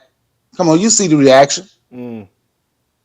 Let's say a black person has done something good. Let's say something good about a black man. You see their reaction. But then you also see the reaction when somebody can come on in parliaments and tell them they are nothing but N-words, they ain't no gods, they ain't no goddess, they ain't shit. You see how they can get a positive reaction. If you say Jesus is God, you'll get a positive reaction. You know what I'm saying? If you say the white man is God, you'll get a positive reaction. You know what I'm saying? Like, I just tell you the truth. Like, in a black circle, if you say Neely the Fuller Jr. white man is God. Neely Fuller done taught the white people is God. Neely Fuller has taught Neely Fuller Jr. white people is God. Neely Fuller is literally teaching white people is God. They're literally teaching that. And he gets a positive reaction. But yeah, that's pretty much that's it though. I mean, like, yeah, I thought that's what I'm saying. I never knew somebody could be this dumb. But it is what it is. Mr. IC3 Black just said, we can learn how the white people keep themselves together. They use a scapegoat. They put all their community sins onto a scapegoat. You know, that's a really poignant point. You know, I don't know if you guys know this, so I put this inside of my other book. But Martin Delaney talked about that. You know, Martin Delaney, very interestingly, because he existed during a time of slavery, right? You know what I mean? Like, Martin Delaney, in fact, when we talk about, black people helped win the Civil War to end slavery, Martin Delaney was one of those black people who helped. like he was like, I think they said he was the first major in the U.S. military or something like that, right? But like the first black major in the U.S. military. But he was one of the people who literally took an active role in ending slavery in America for black people, and it was a completely successful attempt. Not just that, and of course, ending it to the respect that, you know, it ended insofar as, you know, the 13th Amendment is concerned.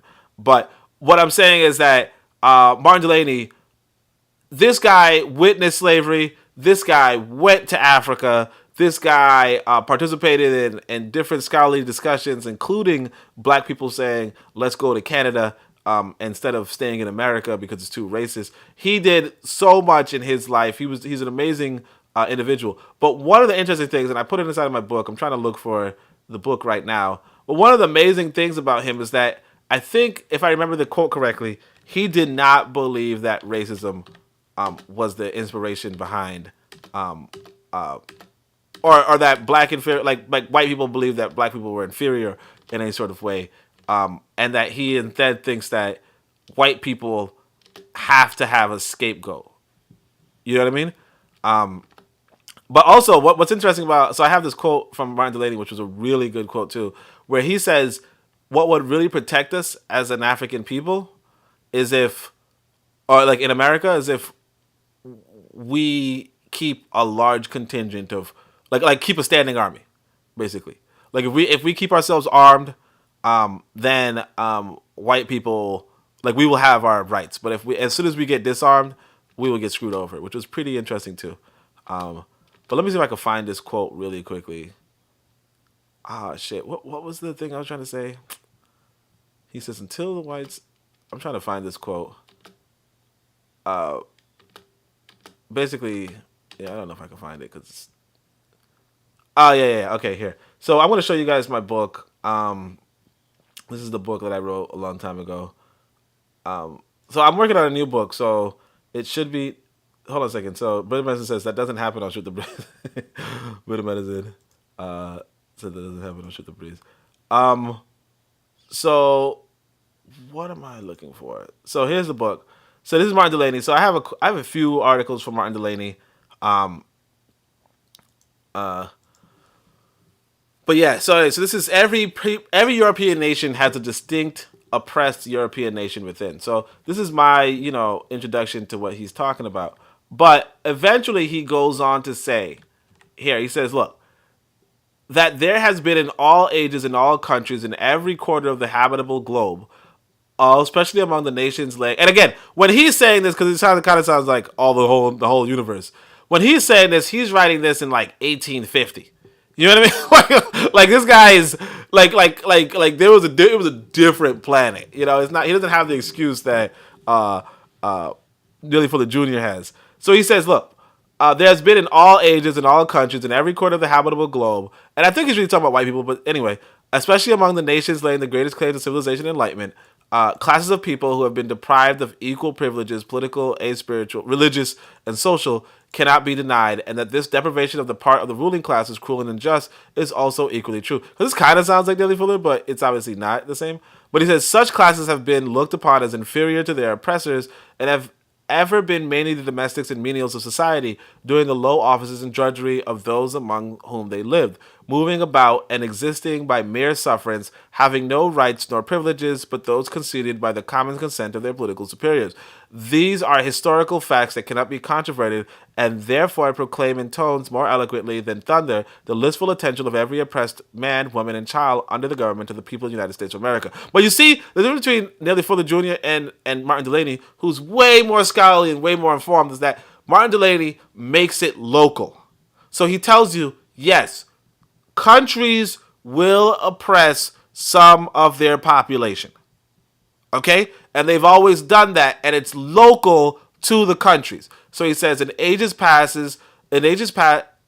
ages, there were many such classes as the gladiator in Rome and similar classes in Greece. And the present age, the gypsies in Italy and Greece, and the Cossacks in Russia and Turkey, the Slavs and Croats in the Germanic states, and the Welsh and Irish among the British, to say nothing of the various other classes among other nations. So he's like, look, in Greece, in Rome, there were the gladiators who were that at lower class.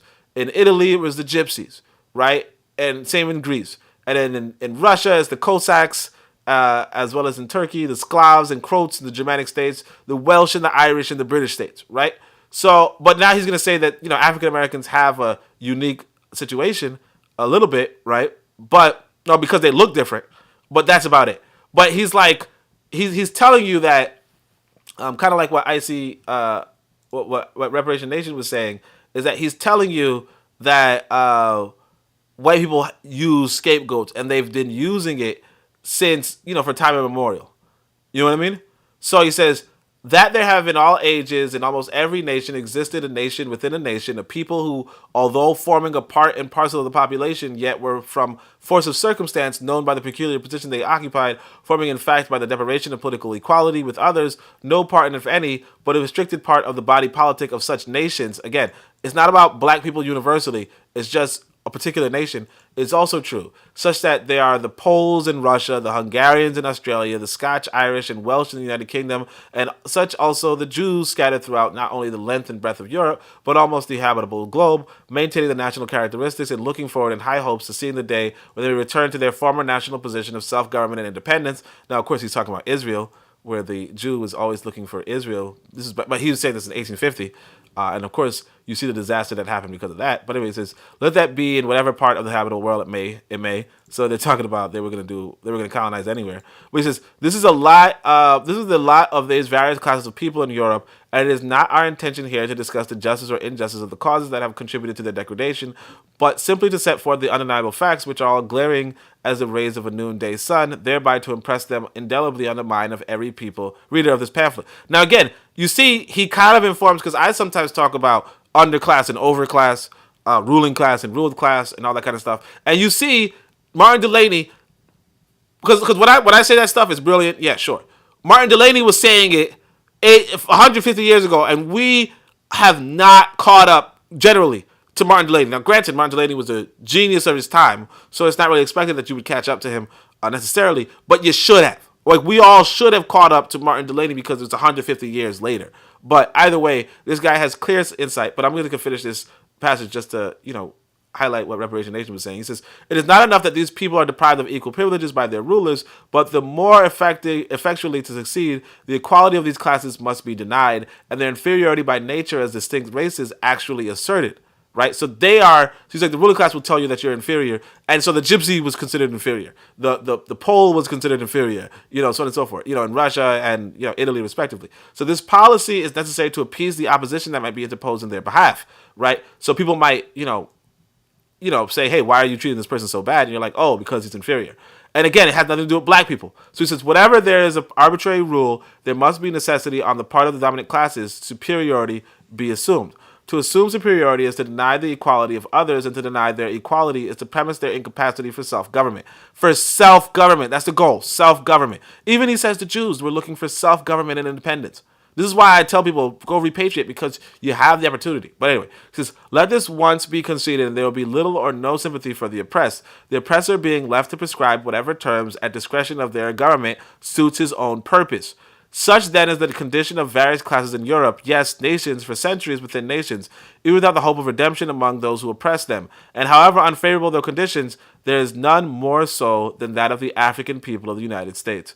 So again, I think there was another passage where he went a little bit more in depth, but it's okay if I don't really go into it. But what I'm saying is that he's talking about white people, at least, generally make an overclass and an underclass and make a whole population underclass to deny them their self-government. And so it really comes, and again, this is how deep Martin Delaney is, because even today, like when we talk about self-government, the people that might be saying that in America right now is, I think, Baruti. He says something like, I don't know if it's autonomy or something like that. Sovereignty. He says, look after sovereignty, so on and so forth. But it's not. But even when Baruti says it, it's not as deep as when. It's not as deep or meaningful as when Martin Delaney says it. Because when Martin Delaney is saying self-government, he really means governing yourself. Sovereignty, like you could technically be a sovereign person without self-government, according to Baruti, which is not true, by the way.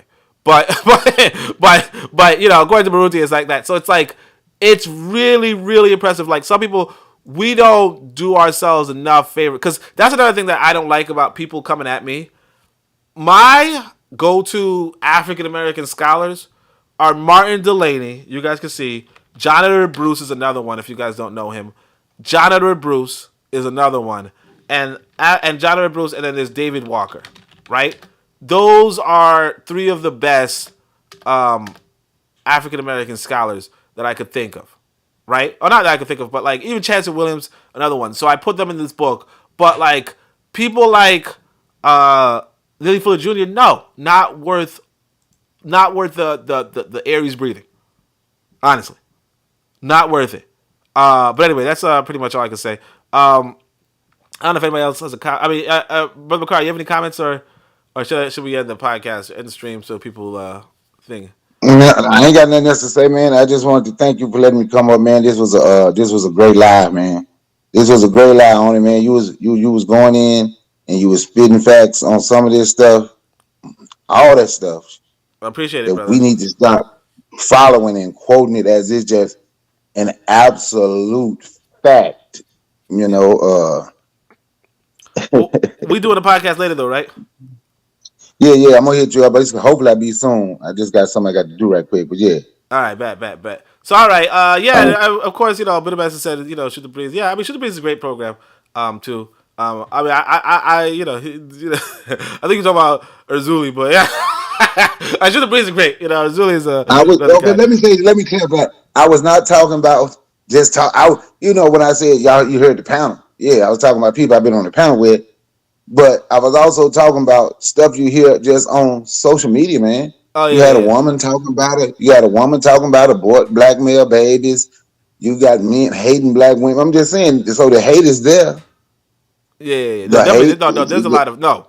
In the black community, definitely. Like I said, just today I saw some dude blaming black women for every problem in the black community, which is like just crazy. You know, it's just crazy. Like if you're a man. Like I said, you have to go about self-reliance. You got to be serious about self-government. But also, if you're a man, you got to stand on your responsibility. You know, like I said, this brother wrote a story. I can't share it yet. I'll probably tell you guys when to get it. He's writing a short story. Like he's writing a story for young adults or young black youth. And the brother's talking about, like, when you go through this initiation process, right? People are coming to you to solve their problems. So if you are, as a black man, is blaming black women when you're supposed to be the problem solver, right? You missed the mark. You know what I mean? It's like if I'm blaming my son for shit. Like my son has his like I take responsibility for whatever issues my son is dealing with. You know what I'm saying? Like if my son can't read, I don't blame my son. Now, my son could read, obviously, but what I'm saying is that, like, for instance, when my son's writing bad sentences, I don't blame him. I work on correcting his sentences. Okay? So this idea, I'm going to blame black women. No, you're not the black woman's father, no. But at the same time, you have a responsibility in this community to solve whatever problems we're coming through with. And the fact that we don't take that responsibility seriously, that's where we have our issues. But anyway, hopefully everybody enjoyed it. I see Mr. Hey, one more thing. I want to say this. Black men, that's who I'm talking to. You want to be in charge. It's time for us to look in the mirror, do some self-reflection, and learn to take responsibility for the things that we supposed to do. Stop trying to put it in white folks' lap. I know y'all believe in Neely Fuller, and he say they owe y'all child support. We are not their children. We are not their children. We are not their children. We have to do what men, like Marcus Garvey said, if we can't do what other men have done, and if we ain't gonna try to do it, we might as well just shut up, man. There's really no need to talk about it. We can keep talking, but if black men don't step up and be black men, yeah, true, that's truth. we ain't gonna get nowhere. And so I see Thanks for letting me speak, man. Yeah, man. Revelation Nation says, thank you for sharing. And he says, 4 difficult words is blame, guilt, responsibility, and accountability. Yeah. Although I will say I did see a comedy where black women are hard at accountability. I ain't gonna hold you, but I just meant to. But anyway, thanks everybody for coming through. I appreciate all of y'all. I think I already shouted everybody out, but appreciate everybody. Bit of medicine, of course. Pro Black Perspective, I guess that's me. Brother Bakari, Forecast, our matron. Who else do we have? We have KW on 7. We have Harold Blackwell. Appreciate you, brother. We have Afro Jam. And of course, we have Reparation Nation. So, and Forecast. So, appreciate everybody. Thanks for stopping by. And until next time, Shem Hotep, Uncle Jah, Seneb Neb, Amen, Ma'at, Dua Neche. All right. Woo, that was tough.